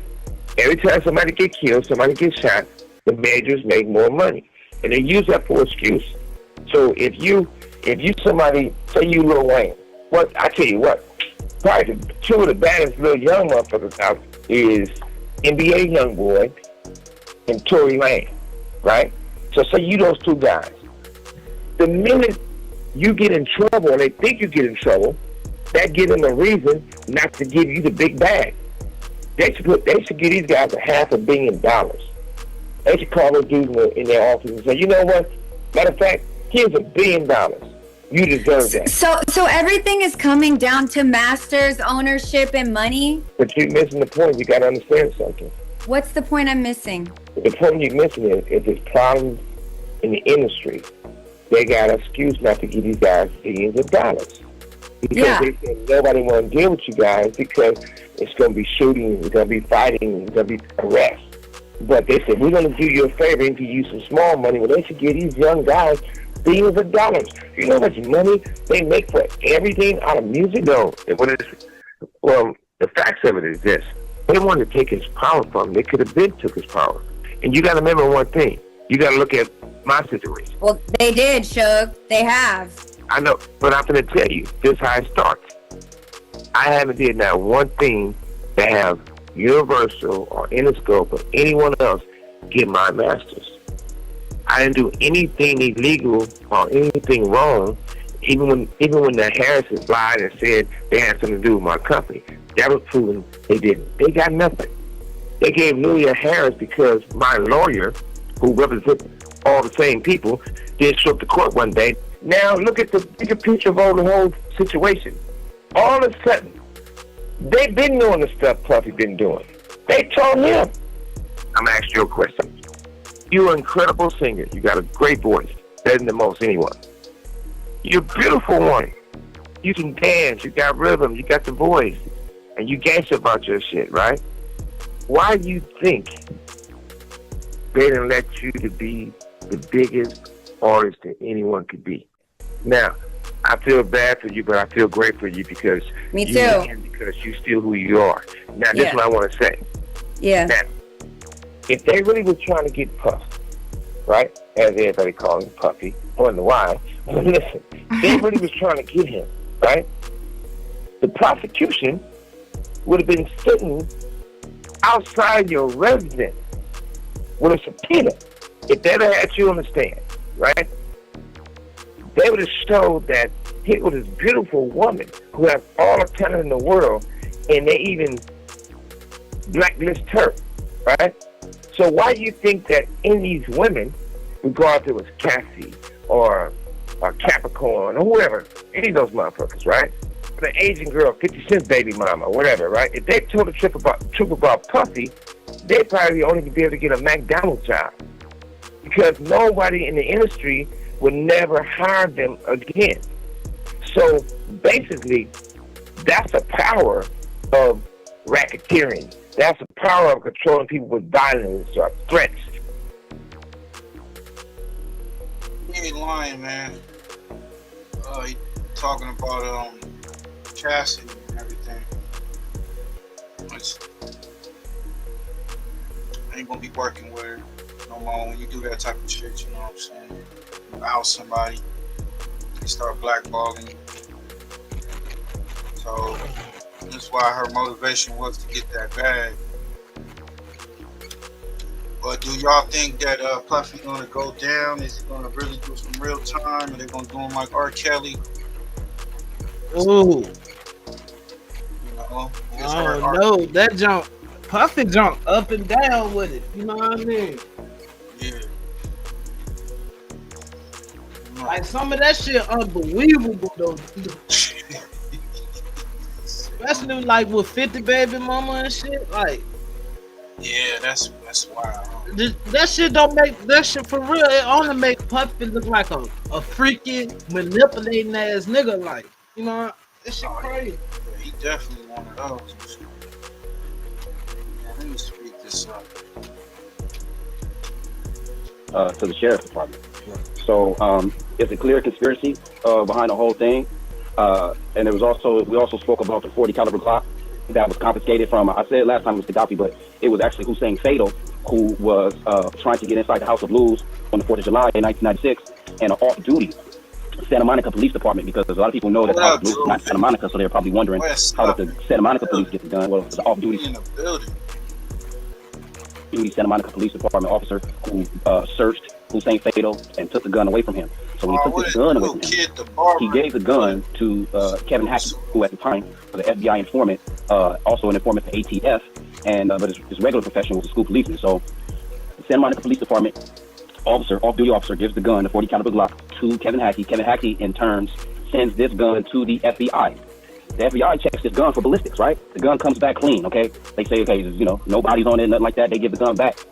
So the gun comes back. Kevin Hackett, you know, picks the gun back up from the Santa Monica Police Department, and then he gives it to Reggie White Jr., who was, of course, the owner of Rightway Security, the security staff that was in charge of protecting the Pro Stars at the moment. So he gives this gun to the head of security, Reggie White. Reggie White, in turn, gives it to his father, and his father don't remember where he put the gun. So, and let you know right there that there's some making going on with the murder weapon. Right. Now, the murder weapon was put into the police office at Compton, and I guess when the Malcolm Patton and Danny Patton, the alleged shooters, received the gun from Reggie White Jr., there was also a gang summit in Balboa Park, which is about 40 miles north of Los Angeles, in which Reggie White called the fake gang summit. So it really was a meeting to basically see who recruit the killer, so to speak. This meeting is well documented. This meeting was with various Crip and Blood gangs throughout Los Angeles, and this meeting at Balboa Park is well documented. So this meeting is actually occurred. So At this meeting, this is before Tupac death. this is before Tupac death. So it's for them recruiting the killers. Now you tell you Orlando Anderson was the killer, okay? And this is how I got another call coming in. I'm gonna leave that alone. But they say Orlando Anderson was the killer, but this is how you know he's not. So they're gang meeting at the summit at Balboa Park in the Valley, and they're basically recruiting the shooters here. At the end of the recruitment, Danny Patton, Malcolm Patton, and Little Half Dead were the shooters. There was a cashier's check for $100,000 issued to Malcolm Patton to be the shooter from Suge Knight. Little Half Dead was supposed to shoot Tupac, and I can't tell you what the other two were given for what they were supposed to do. All the people who were at that meeting who didn't want to be in part of the killing, they had to be at the club as the bystanders at the club. So, Rightway Security, Reggie White, he tells at the day of the Tupac shooting, he tells the security staff not to carry any guns that day. Okay, he also pulls Michael Moore off of Tupac and Frank Alexander off of Tupac. They call him on cell phone and ask him, "Okay, are you with Tupac?" He's like, "Yeah." He kind of get mad because, of course, he wants Tupac to be all alone. So, long story short, they meet up at the club. They meet up at Suge's house. They they talk and discuss what's going on, and then from there on, they go to the fight, and then from the fight, they go, Tupac and Frank, they get dressed, and then they take this caravan of these 6 cars out onto the street to head to the club. Now, of course, when they hit to this caravan, the white Cadillac pulls alongside the passenger side, open fire. Now, you got witnesses that state that they saw a dark-skinned hand, a black male, roll the window down, and as soon as that gun came out the window, that person shot, basically insinuating that person was exactly who they were gunning for. Now, back to this meeting at Balboa Park.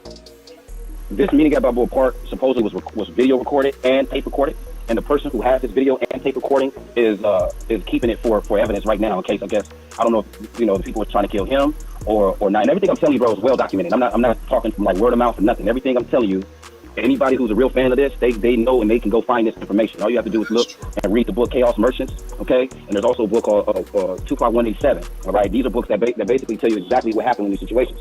Now, so and once books, not to cut you off, but those two books that you mentioned, that has nothing to do with the murder rap or the E1s or none of that. It's not coming from that side of the fence. This is like independent individuals that's putting out this information, that's been collecting information. That's a good point. No, this perspective is the opposite of the murder rap perspective, which is known as the Tupac assassination theory. Of course, you got the murder rap theory, which is of course heavy with Orlando Anderson being the shooter and doesn't implicate any cops, which we already know 30 cops were involved in this. And of course, you have the Tupac assassination side, which basically detailing everything that I'm saying right now, that I'm giving you. Okay, basically what I'm giving you was actually written by R.J. Brown and Russell Poole, like straight from them. So they're telling the story based on people they interviewed, people that came forward and gave information, and they put all this together to come out with their theory. You see what I'm saying? Right. Now, right. So, as like I was mentioning with the murder rap theory, Greg Kading, they're part of E1 and everything that they're doing. So of course they got millions of dollars to push their side and everything. The Tupac assassination theory may not have as much, let's say, money per se to push their narrative, but their narrative is so clear as day as what really happened that most people believe this side of the theory, even without it having $1 trillion damn budget to push. You see what I'm saying? Right. All you have to do is just read both, and any person who has a mind would definitely, in my opinion, agree with the Tupac assassination theory. The main reason is because the murder rap doesn't implicate any cops whatsoever. And I mean, if you follow in this case, you know there's dirty cops left and right. Cops left and right. That's Simply Talking, Smoked Out TV News. Y'all go check out his channel, check him out. He got that off of Doc Hicks TV. Go check his channel out too. You know that shit was a setup. So we got Damn, that jump sounded crazy. Yeah, it's a setup. And you got Gonzo, who even speaks on him being part of the Reggie White being possibly being part of the unalive and get on Wacc 100. I was asleep, my nigga. Rest in peace, Gonzo. Everybody hitting me talking about this motherfucking Wacc 100 and on 313 Live and Reggie Wright in the comments trying to discredit me. How can you discredit me, nigga? What you talking about? What you saying? I wasn't around Pop? How do you know me? How do I know you then? That's like stupid, bro. Like, the fuck out of here, my nigga. And on some real shit, my nigga, this nigga's on the verge of telling on everybody. So I don't want to hear nothing about no ex-fucking police. Nigga, you the fucking police, nigga. I don't give a fuck. Get a brand new high-efficiency air conditioning system and make no payments for a full 2 years. I dare you to let me build you a completely free e-commerce store. You the police. I don't give a fuck how cool you try to be, how you try to align yourself with street niggas and all that shit. You come fucking with this LA card, nigga, we gonna chop your fucking head off. You better stay in your place, nigga. This ain't Compton. Understand that, bitch ass nigga. You the fucking police, nigga. You the police. You not a street nigga. You the fucking police. So don't try to align yourself. Don't you ever fucking mention my name, nigga, cause you the police, nigga. Straight up. Get your fucking head chopped off, nigga. Police ass nigga. Telling on everybody ass, on the verge of telling on everybody ass nigga. Fuck. He's Jay Reed, nigga. You saying he's Jay Reed, nigga. That nigga Jay Reed. It's crazy when I did this thumbnail. The middle character in the middle is Reggie White. And he got a Cyclops eye. I didn't do that on purpose. It just, fucking with the edits and shit. And I said, quoted Tupac, I see death around the corner. And the Cyclops nigga is up around a lot of death. Fucking police done took the fucking oath of being a police and you still trying to align yourself to be a street nigga. and possibly was behind Pac getting killed. So you better tread lightly, you fat little Got my bitch. sound effects. Don't you ever bring my name up, nigga, cause you the police, nigga, and I represent the streets. You the police. Don't bring my name up, you fat bitch. Not for the internet, not for to bring up to sell a book. I don't give a fuck. No, I wasn't associated with Death Row. I was fucking with Tupac. Fuck Death Row. Nigga, you got me fucked up, bitch. While I'm taking a shit, nigga, fresh off the motherfucking bed. Like what? Fuck Reggie Wright. Don't ever bring my name up. You a police, nigga. You took the oath. You're not a street nigga. You the police. Bitch, I don't want to hear nothing about no Compton shit. None of that. You are the fucking police. And you're about to have to tell on everybody. So don't bring my name up, nigga. Ever. And as far as Wacc 100, you dumbass niggas keep giving him a platform. Why you letting this nigga talk? He didn't know Tupac at all. Never been in the same room with him. So what the fuck does his opinion matter? This little short midget motherfucker running around LA hiding and ducking. He ain't no gangster. That nigga ain't around here doing nothing. That nigga can't pop his head up. I wish this nigga Gonzo was still around, bro. Tell him to show where he at right now. Nigga, Imagine that nigga on Clubhouse with Wacc going crazy. He ain't around this motherfucker just riding up and down Crenshaw. That nigga's not in the Crenshaw district. That nigga's not in LA. That nigga's somewhere hiding behind tents, my nigga. So when all you motherfuckers on the internet thinking that you got a real gangster on your hands, bringing up Haitian Jack and all this bullshit, nigga, nobody give a fuck about that nigga either. On the set, nigga, don't give a fuck about him. Fuck out of here, nigga. We moving around this motherfucker how we moving around and ain't nothing gonna stop it. Not no Haitian Jack, not the police, not no ex-police, not a snitch. Nigga, we running this shit now, nigga, period. And anybody that's fucking with this LA card, nigga, you gotta come work for us. That's it. Tap in. Tap in, nigga. That's it. Be our friend. That's it. That's the best you can do is tap in. But you ain't running shit. You ain't trying to start no conspiracy against Tupac, nigga. It's just a matter of time for somebody to see, the right motherfucker see you, and we gonna chop the head off that snake, period. You know what time it is, nigga. Rat ass niggas, telling on everybody ass niggas.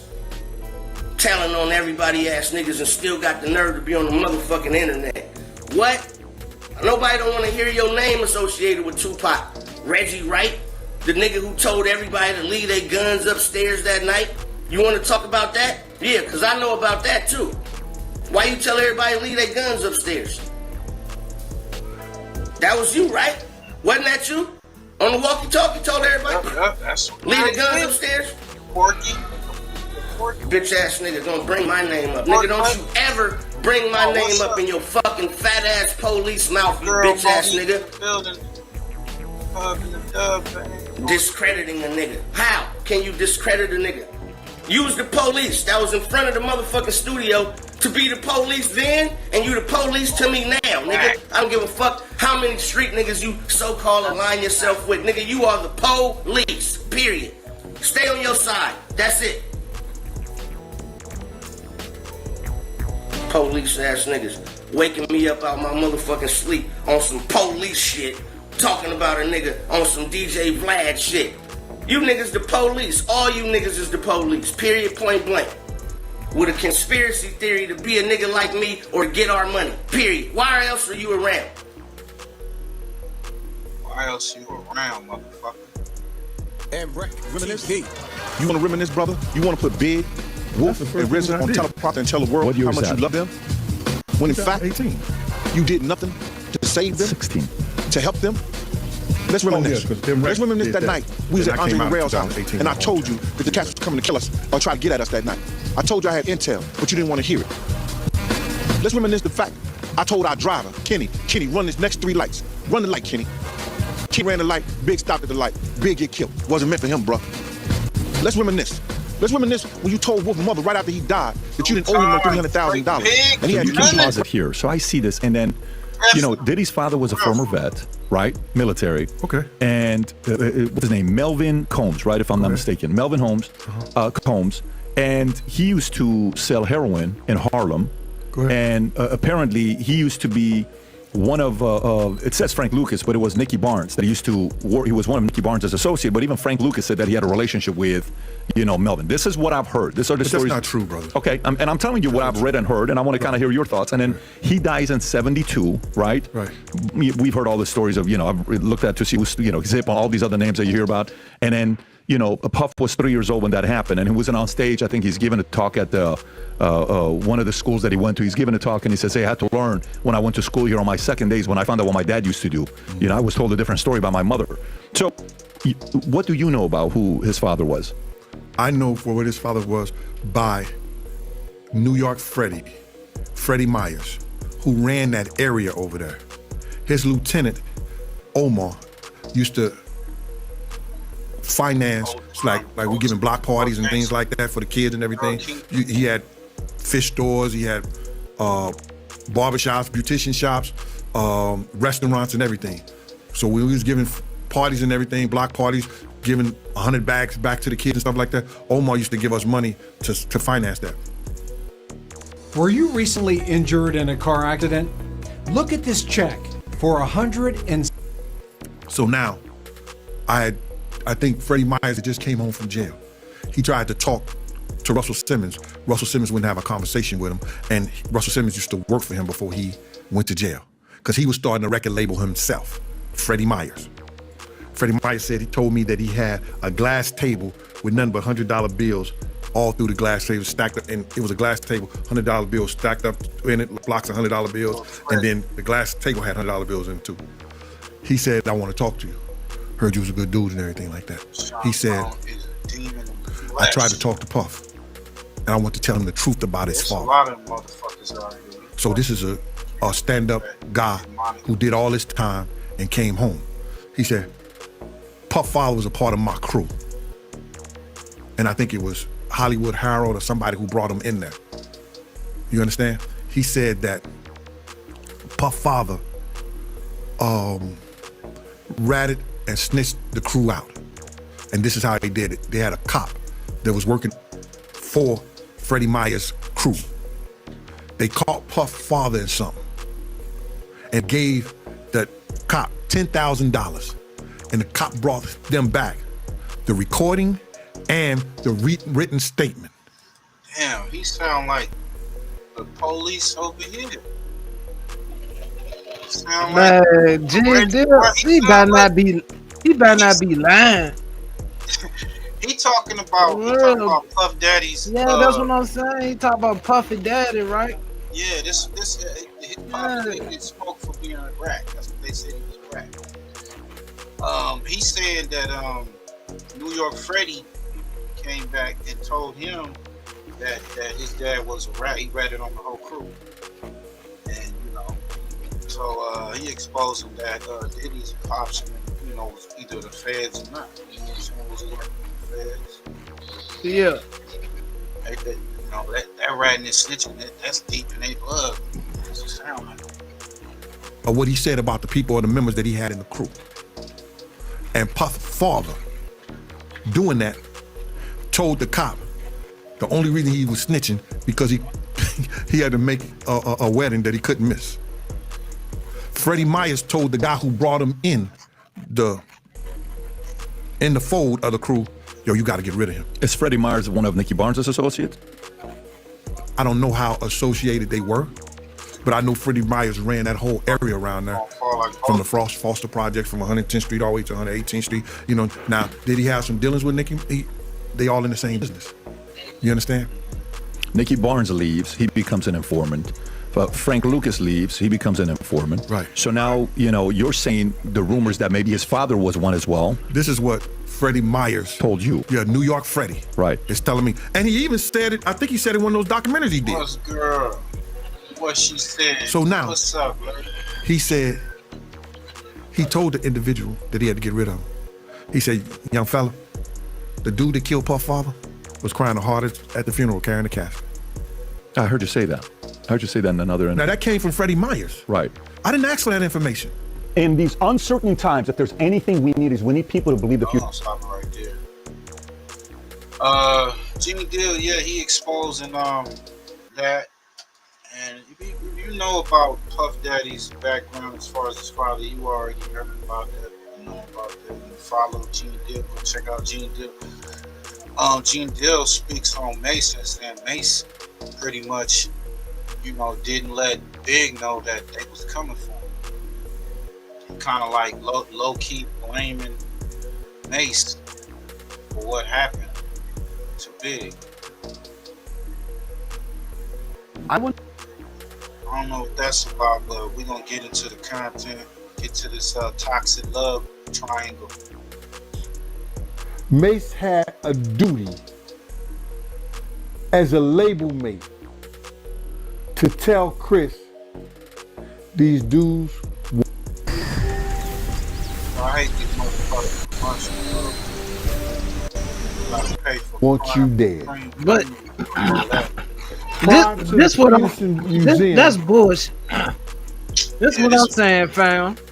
Right. Biggie should have known motherfuckers, know what I mean, felt some type of way about what was going on and shit. You get what I'm saying? I mean, especially if you're a street dude. Yeah. Like, I'm just saying, man. If you know that people love Pac like they love him to death, yeah. The fact that why you going to Cali? Like, you didn't have to go to Cali. If you think about it, what the fuck he did when he come out here? He went up to Oakland, I think, did a show with you know, he had did that one show up north, and that's when he got hemmed up by you know, allegedly E40's peoples or whatever. And then he down, they saying he around Beverly Hills or, you know, around, you know, shopping or whatever, doing a couple of like for what? And he was at that little I forgot what they called the place, but he was at that award show or whatever. He didn't have to go. He didn't have to come to Cali. They just killed Pac like 5-6 months earlier, and you coming out here to promote going back to Cali. Then it ain't in that song he say so-called beef with you know who, fuck a few female stars or two. Like, you was just doing too much, you know. That's how I felt when I heard that he came out here. I was like, nigga, the streets was just like, nigga, he ain't gonna last out. They gonna try to get him. And sure enough, that's what happened. You know, Puffy, to me, I feel Puffy was responsible. So Puffy brought him out here. Yeah. Mace and Stevie J went to a celebrity basketball game. They let the dudes, I don't know if it was the dudes from the Dog Pound, it was the dudes that was Crips. They let Stevie J and Mace know, we want Puff and we want Big.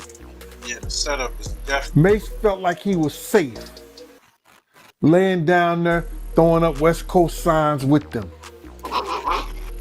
Mace came back from that game. He let me know, and he let Puff know that he was good. They wanted Puff and Big dead. He told me, he told Puff. He never mentioned a damn thing to Big. Why the fuck you didn't say nothing? That's what I was thinking. Why you didn't say nothing to him?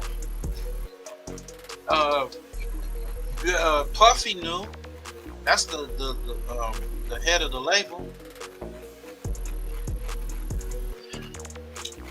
He Biggie had to wear his shoes. So he had said he had to wear his shoes. So even in the movie when dude had to use, you know, they showed him, you know, he brought the shoes. Why he didn't tell him that? Hey man, they talking about they trying to kill you and Puffy. Yeah.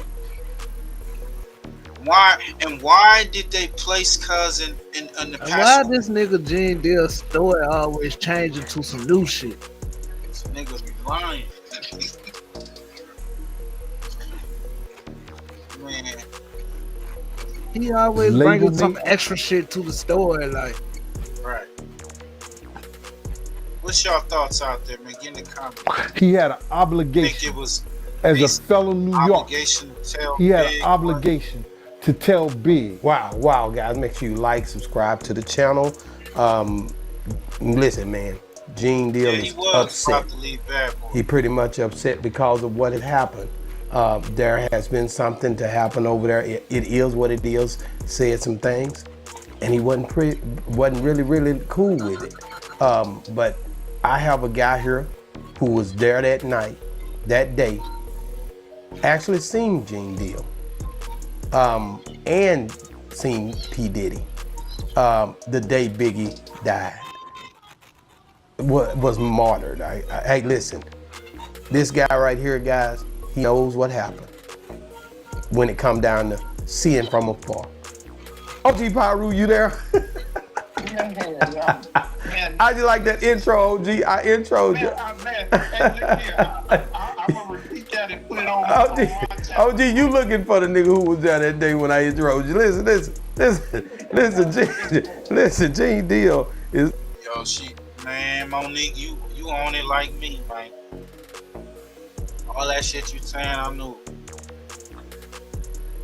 Nutter, man. I remember that shit like it was yesterday. Mom called me from the city. He was like, yeah, man. You know the SS, the South Side, the South hit that shit. I was like, how you know? That shit was all around Compton. Niggas like, oh shit. So that shit was crazy back then, man. The Zip taking off with the money. He ended up dying. Foxy Brown knowing shit. It's a few other people that know on that side over there know about the whole shit. Do y'all feel that that's gonna come out in either the Keefe D case? I mean, you know, they're gonna try to connect Puffy now. I mean, he's under this case right now, but you know, I think they're gonna connect that, try to push that narrative that he paid for Pop to get on the hard. Out here, shout out to Art of Dialogue. Dialogue is Art over there is a dope dude, man. He give great interviews, man, about all the stuff that happened in the in the 90s, man. He reached back in his bag like we reached back, and he share a lot of our stuff, and I wanted to speak on this, man. But man, look at my boy Gene, man. Listen, you told me about this on the interview. Break this down to me, because you've heard this. Me and you listen to this. What do you think about what he's saying about Biggie and what happened during this time? Being that you were one guy that was on detail during the same time, doing, security and stuff for different celebrities. Walk me through what happened. Sorry to hear that, Monique. First of all, let me say this. This is awful sad. Rest in peace. And it's petty that this grown man, would accuse another artist, and then your security, and you say that he came and told you, and he told Puffy, but he didn't tell me. But he told the two people that knew that Biggie was getting murdered anyway. Wow. So if it had been that essential, why didn't he? And he don't know whether he told Biggie or not. And Biggie may not have believed it, but you never said nothing to Biggie. I was there when they first, it's called the SLS now, but it was called Hotel Nico at the time. Yeah, okay. When they pulled up about 2 o'clock to check in,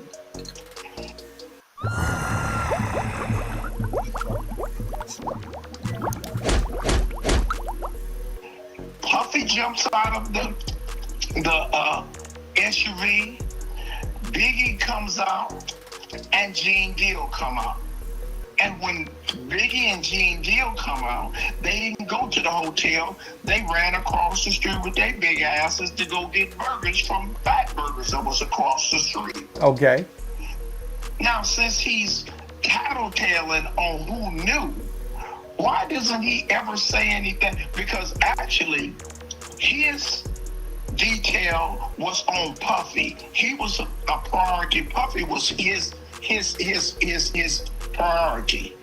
Biggie wasn't. Biggie didn't actually have security, but that's when a Captain fact. Shaheed Muhammad got at Puffy, because everybody in the world and Christopher Wallace knew that it was bad feelings to come to the West Coast.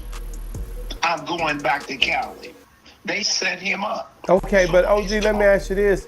That day when you seen him, you see Gene and you see Puffy come to the hotel, and you and Captain Shaheed is just standing out there?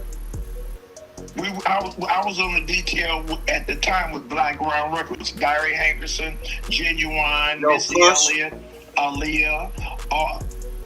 Ain't that the label that was trying to sign you and your peoples?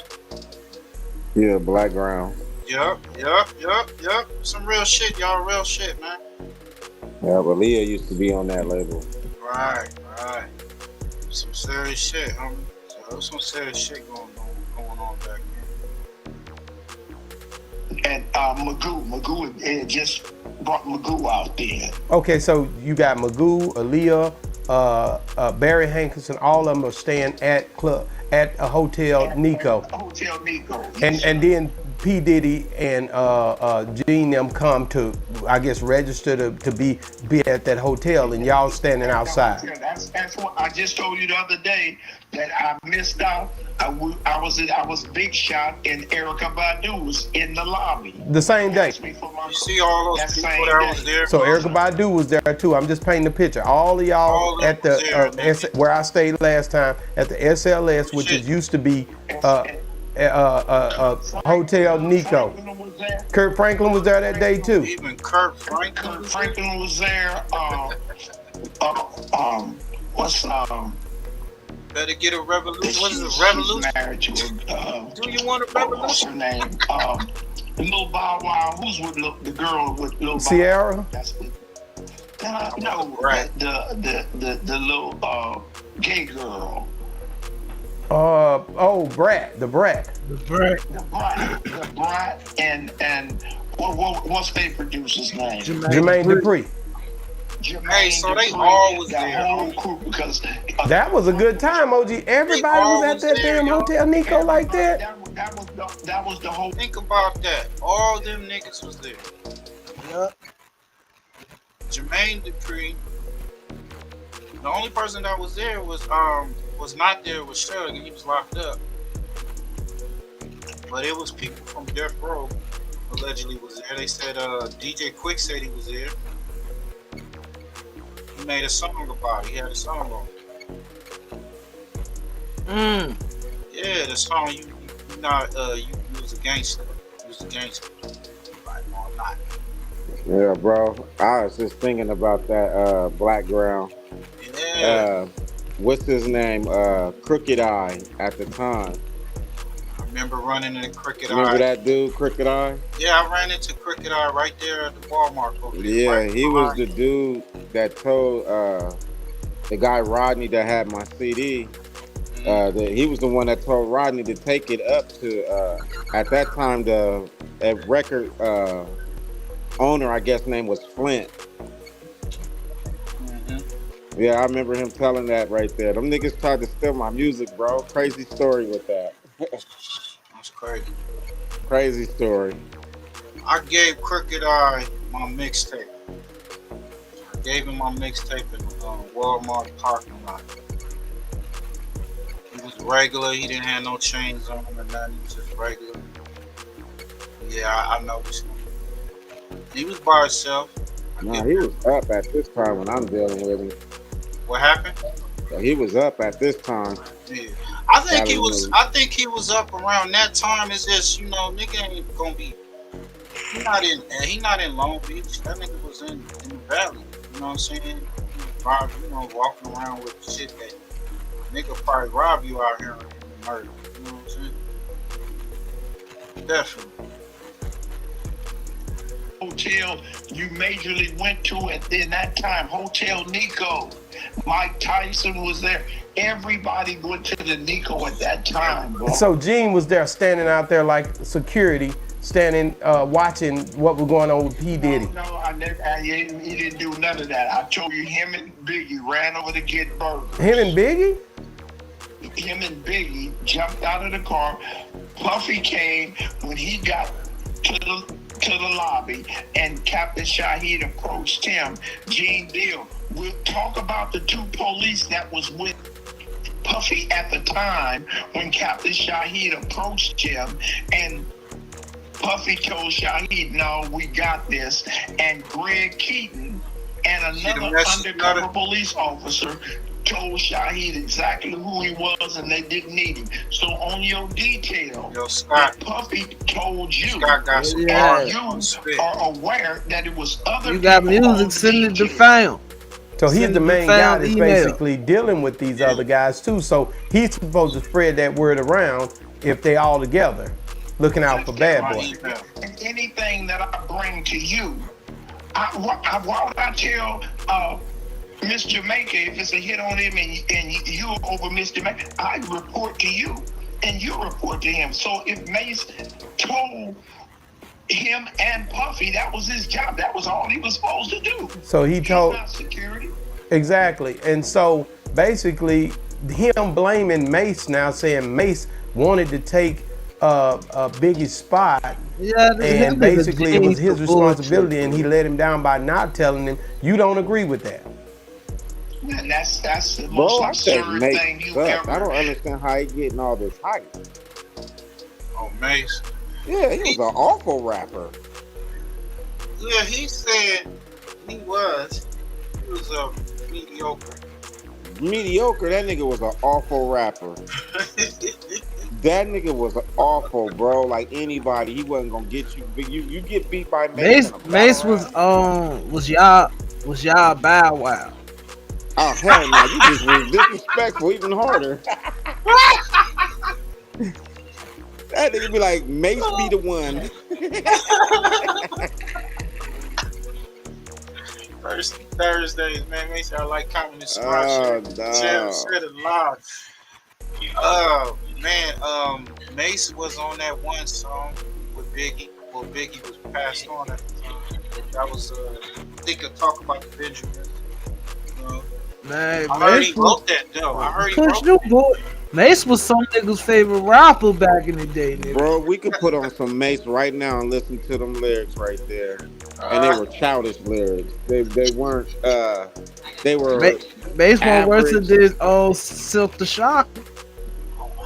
Okay, Silk the Shocker is the worst rapper ever, but what I'm saying is where's the sound effects for you? Man? God damn. This nigga Charleston pushes Charleston. that nigga Silk the Shocker, bro. I mean, damn, that was horrible. I thought he sucked. I ain't gonna lie, bro. I thought Keith Murray sucked. I thought Fabulous sucked. And I mean like people who have basic raps, bro. No, not Fab. Come on, Push. Bro, come on. You're doing too much now.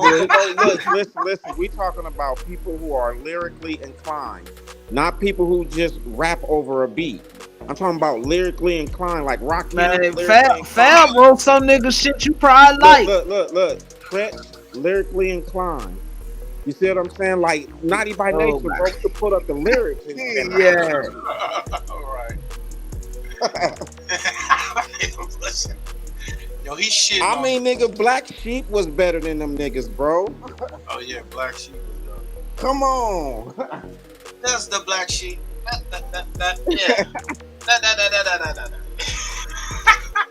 He is shitting on a lot of them niggas. And speaking of loose bows, GIGI is Maybe got it's a a little West story. Coast thing, bro. Maybe. She got a rouse. But look, I grew up with Kumo D, bro. I thought that, I'm just saying, if you didn't rap better than Kumo D, I don't know. Man, I like Kumo. I don't think that Fabulous and them rap better than Kumo D.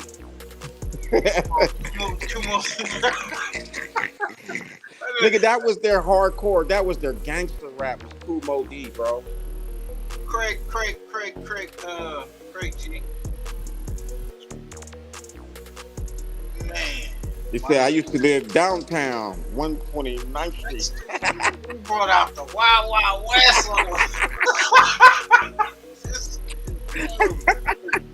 I think I'm fucking wild. Hey, Oh shit! Hey, she got a funny story to tell, man. Okay, so one time, like me and Termaine, we go to have drinks and hang out with Molly Mall, right? Mind you, Molly Mall lives in Sherman Oaks and we live in the IE. So we go to Sherman Oaks, we drive out there, we go meet him, and we all go to this restaurant in downtown, like Sherman Oaks over there in that area. So we're there with him and like his friend. We're drinking, having a good time. You guys will see in the videos. So we're just like chilling, vibing, laughing, you know, having a good old time. So after we're done, right, we go back to Molly Mall's house. So, you know, we're all pretty tipsy now by this time, right? We're all pretty tipsy, feeling good or whatever. Molly Mall was nice enough to be like, hey, you guys can stay the night so you don't have to drive like, you know, an hour and a half back home. So we're like, okay, cool, because we didn't want to drive because we were both drunk. You know, we were drinking. So then not only is he nice enough to let us stay at his house, then, you know, he lets us stay in his bed, in his room, because he's got like this big, like huge house.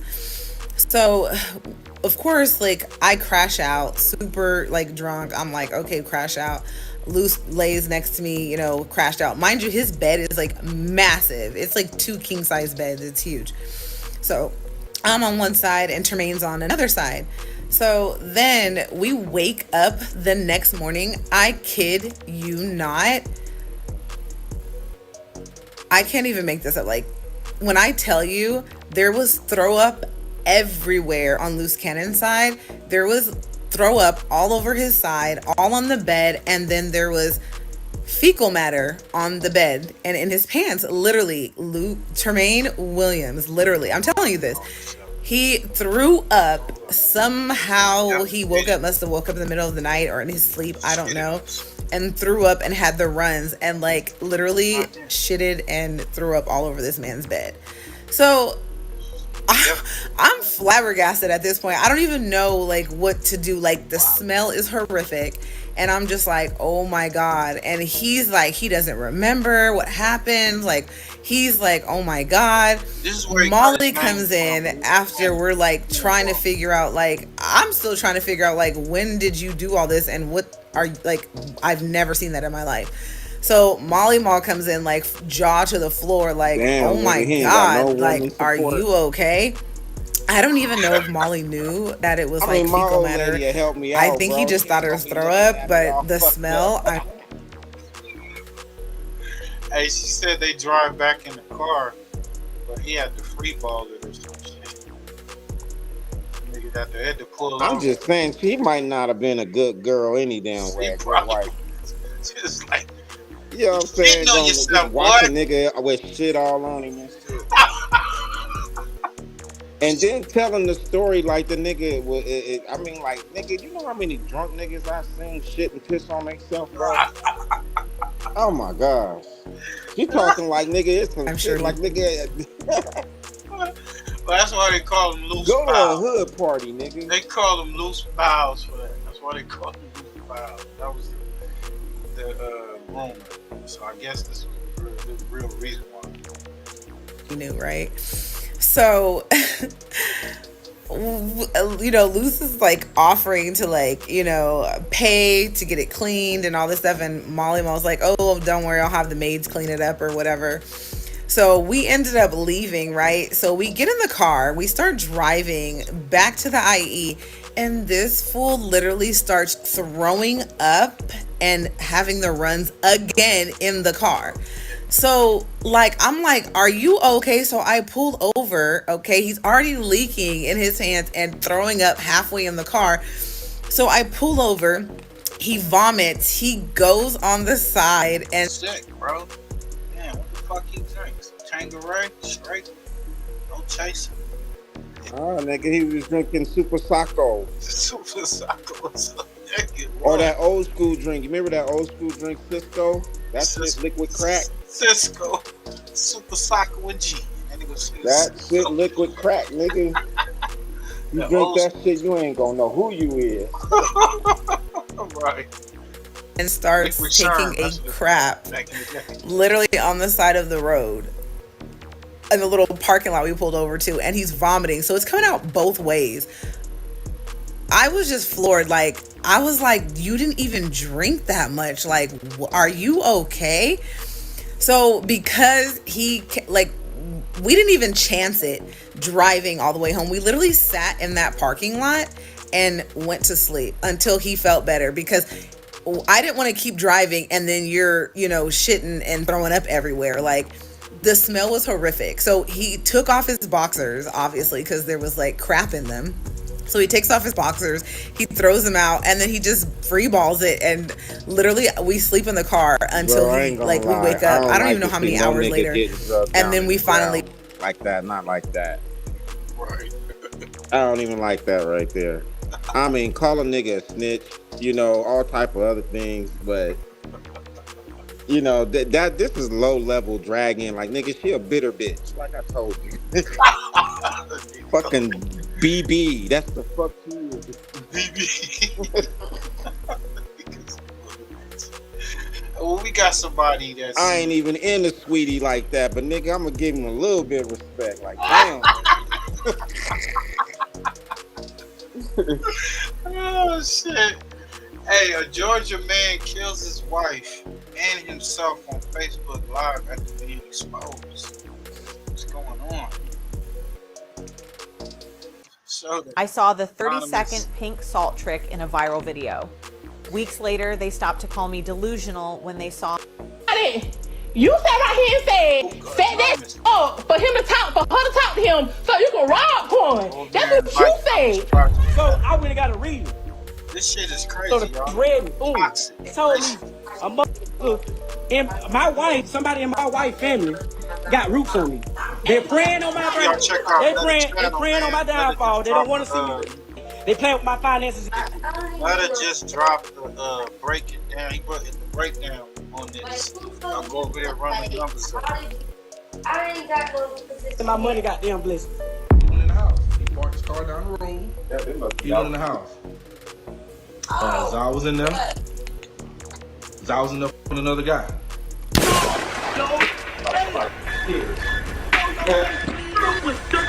Hey, so Nutter, they saying that he came home and caught her with some other guy.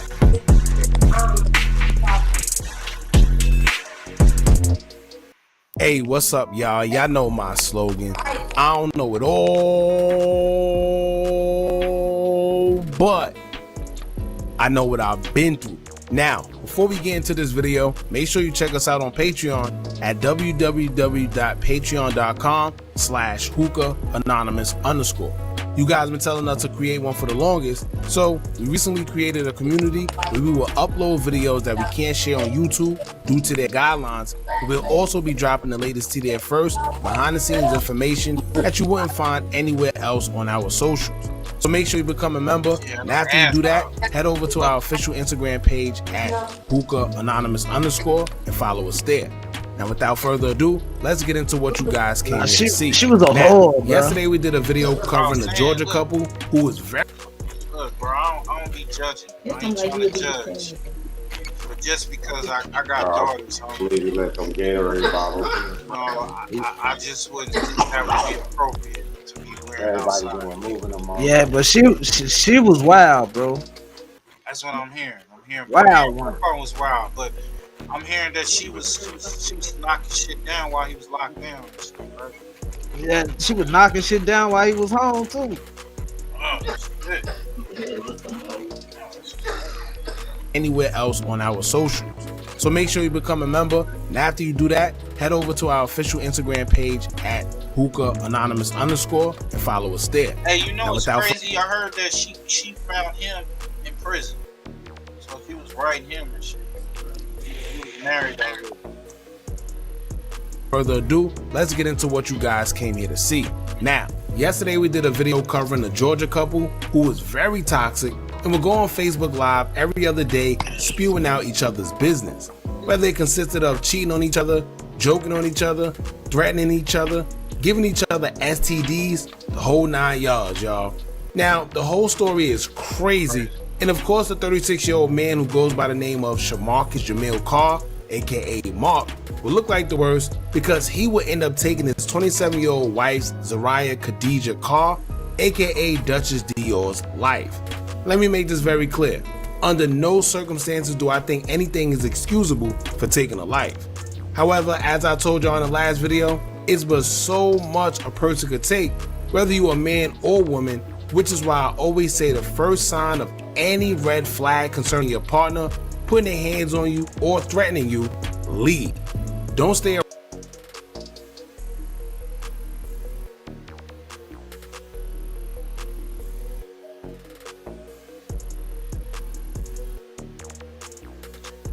Hey, so this her Facebook page.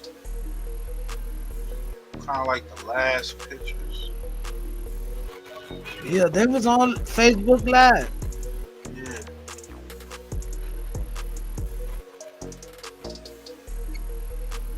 And she got tats all down her legs.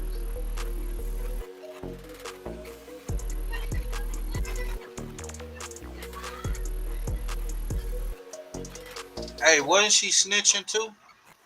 Yeah. Talk about said she was talking about he was trying to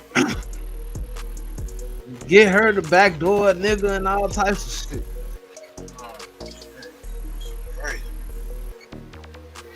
And a fatal outcome. And you may not even expect it. Now, we've gathered more information concerning this incident that we would like to break down and make things a little more clearer, because if you pay attention to the videos that's out there, you don't really get to understand everything that was trying to be said. Aside from them arguing, there's a whole backstory prior to what led up to the actual day that he took her life. From the husband Mark going to jail, having nowhere to stay, staying at his friend's house, moving in with her after having a baby, and then leaving, and then coming back because of infidelity issues and catching her cheating. Toxic, it's a lot going on. But aside from all that, how they met in the first place will kind of put everything into perspective. Come to find out, Zariah, aka Duchess Dior, was a correctional officer, and they met while Mark was incarcerated. When he got out, they had a daughter together, and that started their relationship. Now that's prevalent because knowing how they met will also correlate to the allegations Mark had against her, and would shed light on why they were always arguing in the first place. If y'all remember, the mother that issued a Facebook post addressing the incident didn't try to get too messy, but she did insist that they both did their dirt and was just toxic with each other. So here's what we're gonna do. Knowing the new information, we're gonna first get into the police report, go over the video we saw of them, revisit what the mother and the other brother said, and try to correlate everything and get a clear understanding of why everything went down.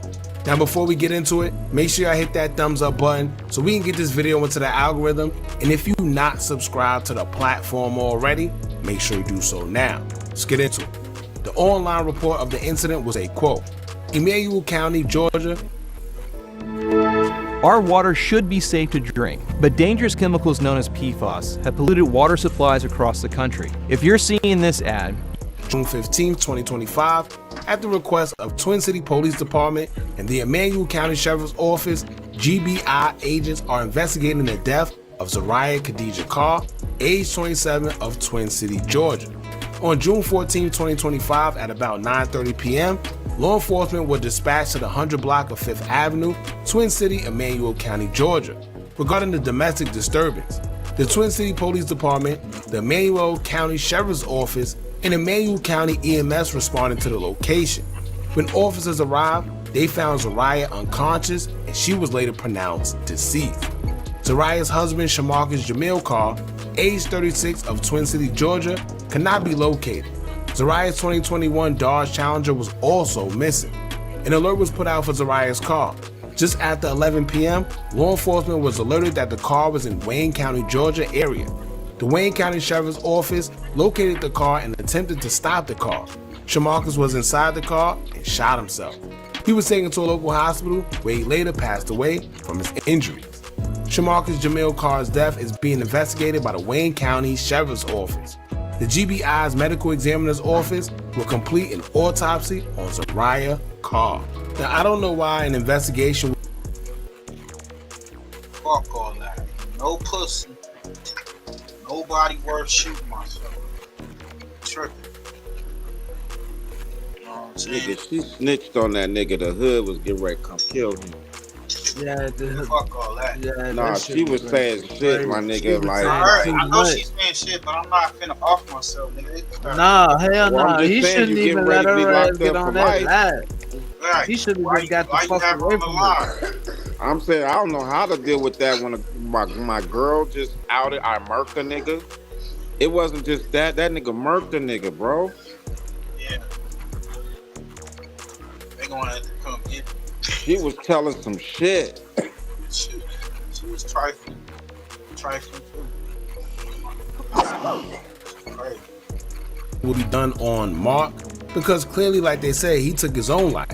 Now, although they saying that an autopsy is being done to determine what happened to Duchess, aka Zariah, we could almost already bet that she was viciously stabbed due to the threats that Mark made to her while the live was going on, with him going as far as even getting a knife during the back and forth. Keep in mind, during the live, he told her to her face that if she kept on talking on his live, she wasn't going to make it out the door because he was going to do it to her. Literally, his words. Now, what we don't know is how many times he actually stabbed her. It seemed like a crime of passion, and usually when it's like that, the suspect stabs the victim repeatedly out of anger. But until the autopsy report comes out, we wouldn't know whether he stabbed her one fatal time or many. However, now that you got the rundown from the police report, let's get into part of the video that led to the actual stab. You tried it? Say something. You tried it?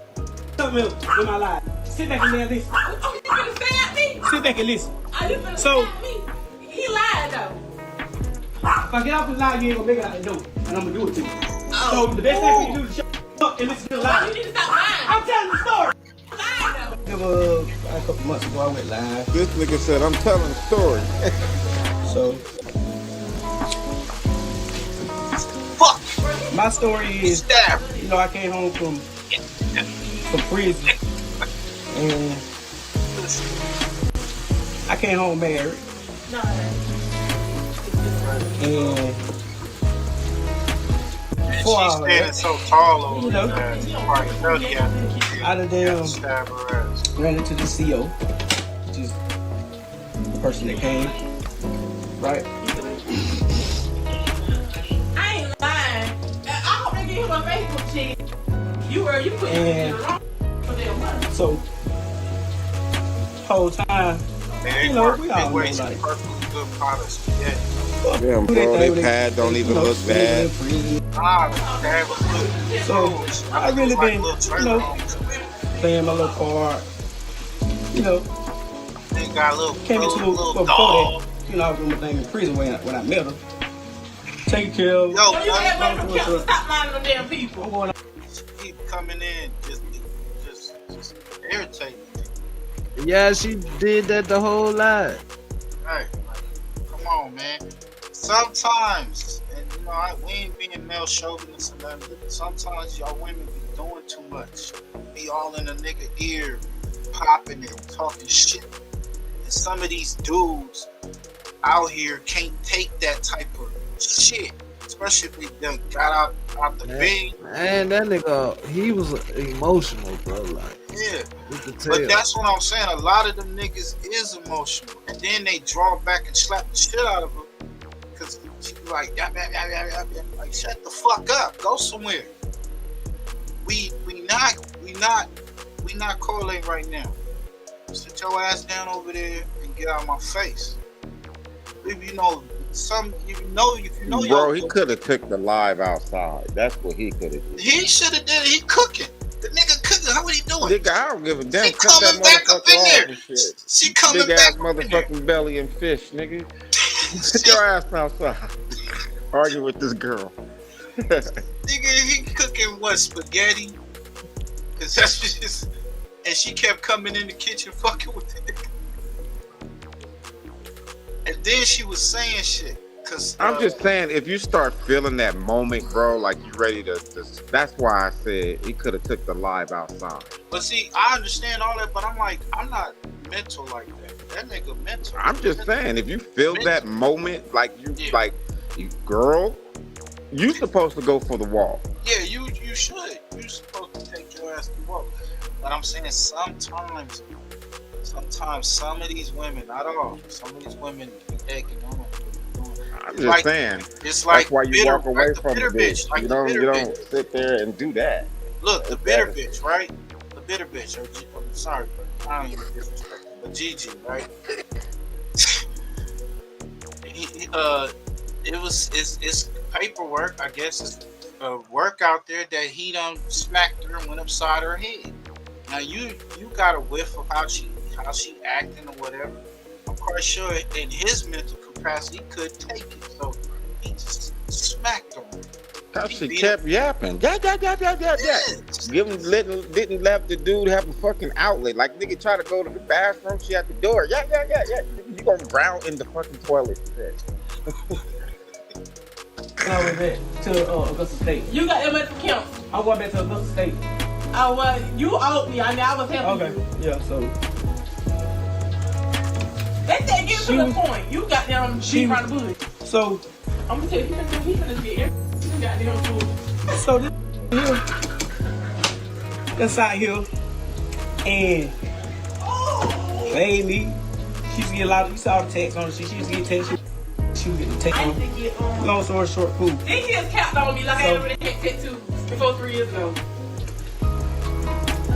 She been cheating on it all. Cheating on it all. I've been cheating. I've been doing my thing.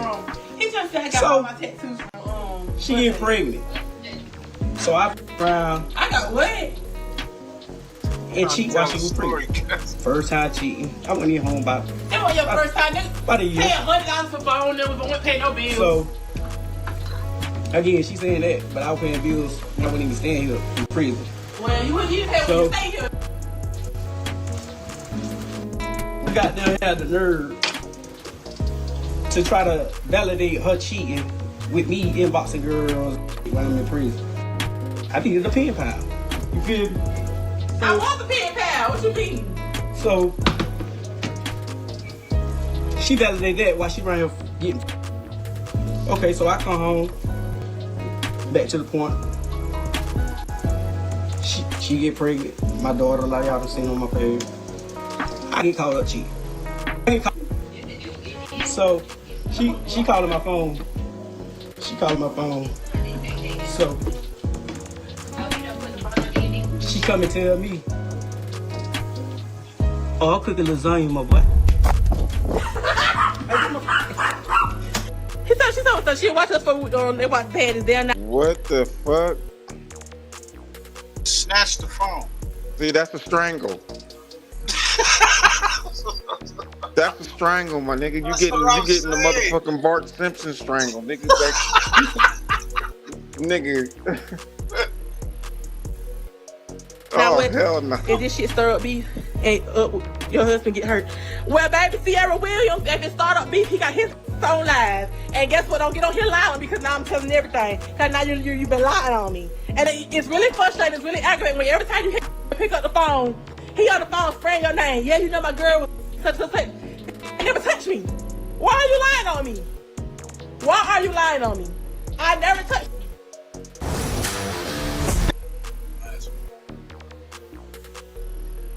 It's a picture of his.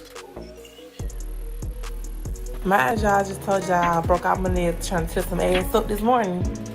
Yeah, I'm over here got the blinds up looking out the window, baby. That motherfucking car done pull back up. Yeah, I about need to get out this tub, ain't it?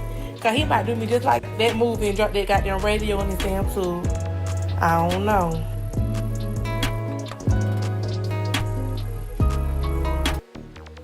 So it wasn't Udi, it's Udi.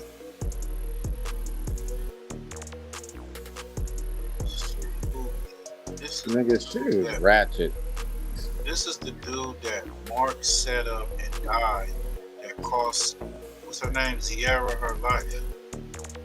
It happened November the 5th, 2017, and he was in ICU on life support until November 27, 2017. That's why you don't pillow talk about your business. O.B. Wilson. So this the guy that he allegedly got up out of here. She was messing around with, I guess. Sheesh. So after all the rape investigation, Odie, the name she mentioned, and got quiet on cuz he said, "You'll die about that." is someone. Yes. That's the open nigga. Yeah, that's him. Sheesh. Let's bring him up. Bring him up. We brought her channel up. Her Facebook.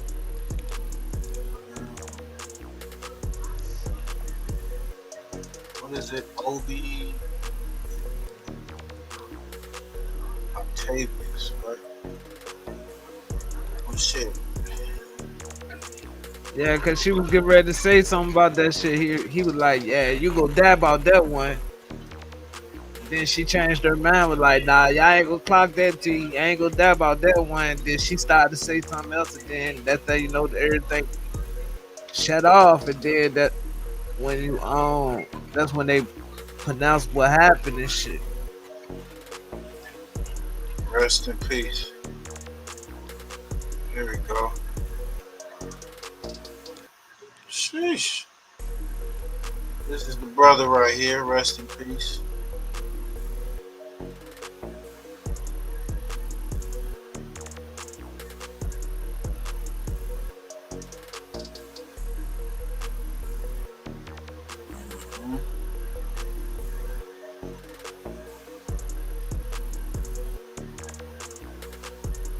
This shit get wild, man. Get real wild.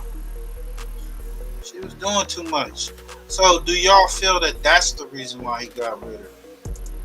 Got her body? She probably was already talking to the police. You sat right here and set that up for him to talk, for her to talk to him, so you can rob Quan. And your husband get hurt. Well, baby, Sierra Williams, if it start up beef, he got his phone live. And guess what? Don't get on here lying because now I'm telling everything. Cause now you been lying on me. And now you don't want the phone back. Oh, I ain't get to tell you. I ain't get to tell about Udi. Show your face. Sheesh. Yeah, man. Hey, y'all go check out Big Nutter channel, Big Nutter 804. Get a little bit more deeper into this situation. All that, pick me, pick by who? I've been chose my whole life. Pick by who? This is just some real life that people don't be wanting to talk about. Now, before I get into the Obi character that everyone keeps saying Udi, let's put a few things into perspective first. One, Duchess Dior, aka Zariah, told us herself that this man battles mental health issues that he even takes pills for. So off rip, that tells us that he may not be all together because he suffered from a serious illness that a lot of people suffer from who will cause you to operate in an abnormal manner. 2, during the live, we seen the husband Shamarcus, aka Mark, drinking Hennessy. That's a recipe for disaster because the liquor is involved, but not only is the liquor involved, but he's drinking on top of suffering from mental health issues and they're arguing. The average person that's intoxicated is liable to act off impulse and do something that they wouldn't normally do if they were sober. So what makes you think that someone suffering from mental health issues wouldn't when they are impaired? Now 3, honestly to me this is the second most important of them all. While watching the live, they both admitted to practicing witchcraft, where she also accused him of putting a love spell on her, which is a no-no. Now for y'all that don't know too much about putting love spells on others and using root work to get a partner, let me tell you this. It's simple. Don't do it. Most spiritual advisors would tell you it's not a good idea, but on top of that, the end results never seem to go in the sender's favor. And in fact, it backtracks on the sender and it usually causes them to crash out, just like we seen Mark do. Love spells are serious and I would advise anybody not to partake in it because anybody that I personally seen do it never got the results that they wanted. Just go on YouTube or TikTok and you can watch the stories there. I'm not saying it's not possible, it's just that the odds outweigh the positive. Now 4, most important of them all, is the names that was mentioned during that live that had nothing to do with what they had going on. Now during the live, outside of their own turmoil, there were names that were mentioned. It was Skis, Quan, and Obi, all of which seemed to be someone that were close or affiliated somehow with Mark, and street-related incidents transpired that may have put a target on Mark's back if he had involvement in anything pertaining to these guys. That was one thing to expose each other, but it's another thing to start involving others and also mentioning street business into relationship issues. Now, Zariah mentioned Skis, who she says Mark was friends with, but Mark will ultimately end up trying to smash his significant other behind his back. She claims she hit Skis up and told him what was going on. I caught her texting Squeeze because she seen me and Squeeze got there. Yo, Nutter, you ain't talking about talking to whatever at that time. Me and that girl wasn't even on that. So here we go. Let me tell my I got there coming. Hey, you went on there trying to hey, look at here, man. Get out my line now. I'm telling you, leave it alone now. Get out my line. Go make your own line. Go make your own line. You done got on your. Listen, you done got on your. He got that boy name that we had something on. Me and listen. Hey. That's what happened. Again, stay out my line. Sit back and just listen to the story. So, here it is. And he lied. Telling the damn lie. She get mad. Oh, I don't give a. Get mad. She go in the other room, sleep in the room. So early that morning, I go in and I snatch the phone from her. Go through the. I see the Snapchat. They talking on Snapchat. It's him. So, I go through the message. See her telling him, "Oh, I'ma call you back. I'm on the phone with his mama and all this here." Like, now remind you, this is they used to damn run with me. Woo, woo, woo. He used to run long with story you short. First. Long you story. tried Naya first. Long story. I give you right. Okay, so what did you take you right to go talk to him? I didn't. Okay, You slide and I know. It's your direction. Yo, this is wild, my nigga. Toxic relationships, man. We gotta have better communications between each other. That jump was crazy, bro. And the fact that he has mental issues, and obviously he didn't know how to handle it. Man, this nigga went and got readings. The reader told the nigga somebody in her family praying on his downfall. That he done got reversal spells, all types of shit. Man, this shit crazy, bro. Man, I see a Tubi movie coming. Oh no. Shit.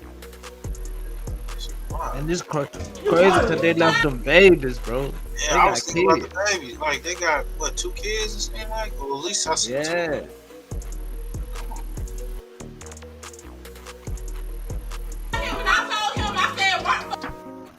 Okay. They both messed. Then you have Quan, who Zariah also revealed that Mark was trying to set him up to rob him by using a mutual female. When they were arguing, Mark even told her that she's getting off topic, and instead of focusing on them, she's trying to incorporate street business into their problem. Quan, that was a lie about what he said with Quan.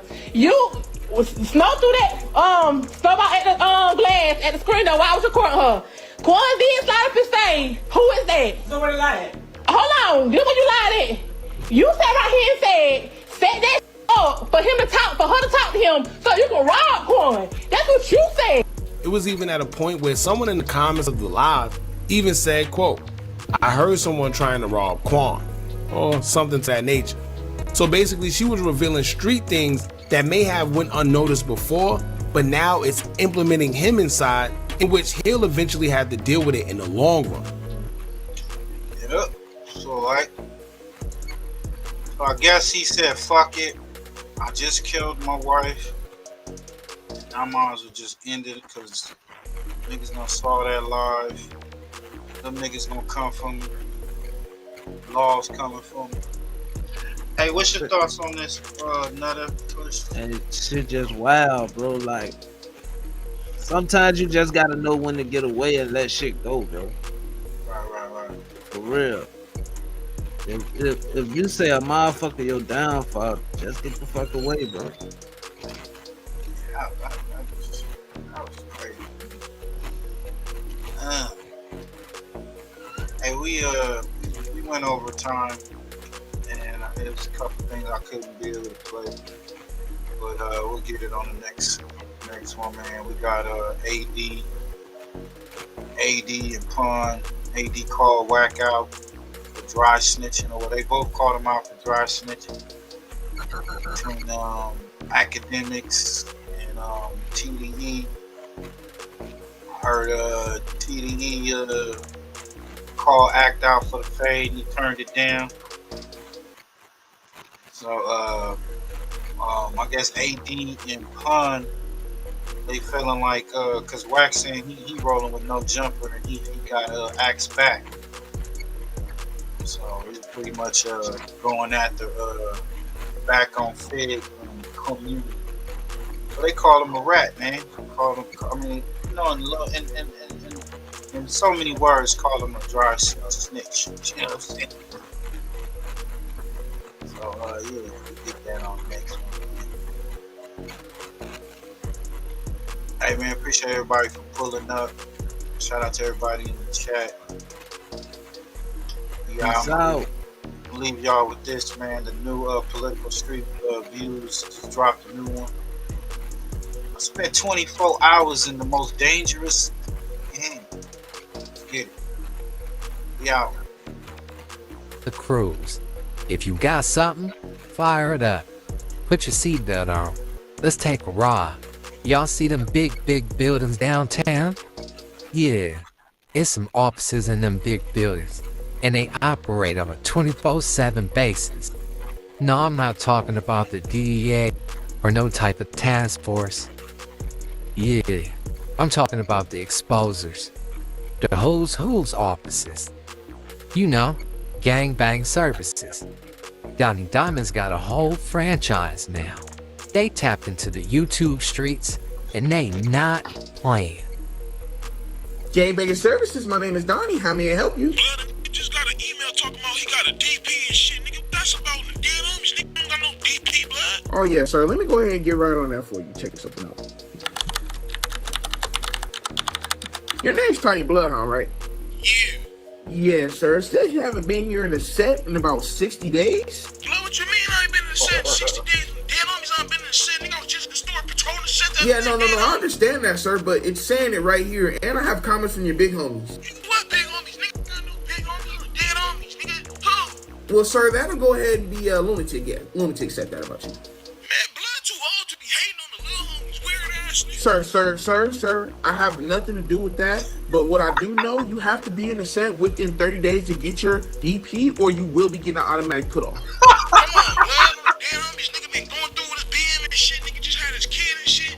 On the dead homies, I'll be in the set. Sir, we're not therapists, sir. We're here to gangbang, sir, and do our jobs and be in the set every day. And you're not doing that. So, quite frankly, you can either come get your DP, or you're gonna get a put off, sir. Blood, fuck you. The dead homies, you on with gangbang. You sit in the office all day. Dead homies. Sir, I'm not gonna tolerate the disrespect. You come get your put off or DP or whatever you want to do. I'm done with this situation. Goodbye. Oh, 6-0. It's the big one, not the little one. Look, I rich roll into the court like Rolando, matching in the overheels with honeycomb condo. Score gang drop shots like Luca. Hit him with the buka buka. No jumper, but the building full of shooters. Adam playing stupid. He know what he be doing. Long live Scooter from the land to the 8. Then my thing go to skid. Got shot the next day, 6-0. I posted a picture giving you a look at almighty suspects, who I call almighty suspicious, past life when he used to gangbang. Talking about this a picture with me with Bloods. My cousin is from over there. On that picture that I posted, I never said that them individuals that's on that picture is Blood. RG was my cameraman first, before he did the neighborhood anthem shit. I never specifically said where they was from. I know where the individual with the red on is from. Bro, I'm finna go to LA and do this video with hella Crips because you know RG is from Brim down in San Diego. I know he represented the blue. I know the other individual is from 11 Deuce and G. I know who they are, G. He like, I seen you was in the studio with KB. Like, do you think you could come with me and make sure it's smooth? I'm like, come on. He was shooting a video for me early in the day, so I just go with him. We go to Airbnb. Almighty, come on, man, you gotta get in this video, Almighty. So I'm like, whatever, if I'm gonna get in this motherfucker, I'll throw up my little peas and get right out. Nigga, that video, nigga, I'm talking about everybody was on my ass. I never specifically said who you was on a picture with. I just said you went from banging with the BPS. You just told Busted Boy that you used to bang Bloods, right? I said you used to bang Bloods, then you went to the 9-0 Crips. And then you tried to be a 16 and get some 304s and shit. This hood Mr. Beast, he's something like a party crip. Could just come around when it's time to hang out. You know, or Blood just come around when it's time for the functions. He don't really get into no politics, no frontlining, and he definitely not hopping in no cars. He might chip in for a couple burners or something. Maybe even a homie funeral if he knew him. He be coming way from Victorville. What they say, all your new recruits come from Victorville. Yeah, Busterville as they say. They either go to Palmdale or they go to Victorville. That's where all the rejects end up when they stop banging. Little Mr. B's got a big old mansion up there. He be having all the little rejects around. But he come down to the city and he just start kicking down dough to everybody. Next thing you know, it's switches and this war is going up on every block. He got hella connects too. He be in and out the pharmacy, getting drink, getting 30s, whatever. So he come down and it's a party at all times. He always take a homie or two somewhere, San Diego, Vegas. They be at the Beverly Center balling, tearing it down. He almost got himself into some trouble, talking too fast, hood hopping and hanging out with the wrong people. Boy was summoned for a DP. They ain't seen him since. Let me tell you why we have Spectrum. I'm on a video chat. Melissa's live stream with her audience. The kids. Gangbanging Services, my name is Donnie. Am I speaking with Tiny Whack-A-Mole? Yeah, cuz that's me on Harlem Crib. Who was you, DJ? Okay, good. So the reason we're giving you this call is because we're gonna be giving you a put off this week, sir. I mean, sir, they said that you haven't done anything for the set. All your big homies and all your homies are saying this. The big homies? Come on, Dirk and Crip. I'm at King Park every day taking stage. Dead homies on the what? Sir, I have all the comments and everything I need right here. It says you've been from the hood for 2 years. It said that you went to the county jail 2 times. You ran no fades. And you got rolled up twice. And just 2 weeks ago, you were at the Slauson swap meet and some enemies got at you and you went outside and didn't do anything but made a commotion. Nah, come on, DG, that's different, cuz. I was at the Slauson. You know the Slauson be having police, cuz. I ain't trying to go to jail on us. Sir. This is what you did. So we have to put you off. Come on, cuz. My whole family from the hood. Come on, cuz. I can't have that happen to me, cuz. Alright, cuz, just tell me what I gotta do. Sir, I'm gonna be real with you. The only thing that you can do right now that you can avoid and put off is to go whack something. You have to go whack something. I just picked my son up from school, cuz. Sir, go whack something and don't call back until you do. Or get your put off. God. Jesus Christ. Doors racked, chins cracked since the Wacc. Ain't ever been airlifted, stop with the logs. Signed with the label, way better than no deal. Oatmeal better than no meal. Terrorize the streets, now I'm yanking on YouTube. B Brace got your baby mama watching Who's Who's. Whack not 100, man, he all bark. 109th Street, don't get 106 in Park.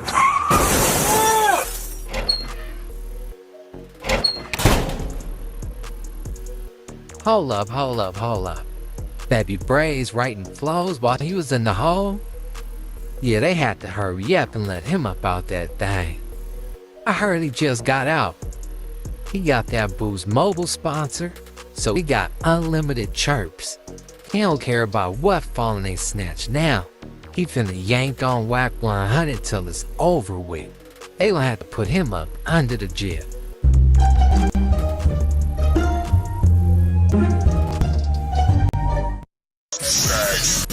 FirstFamRadio.com. FirstFamRadio.com.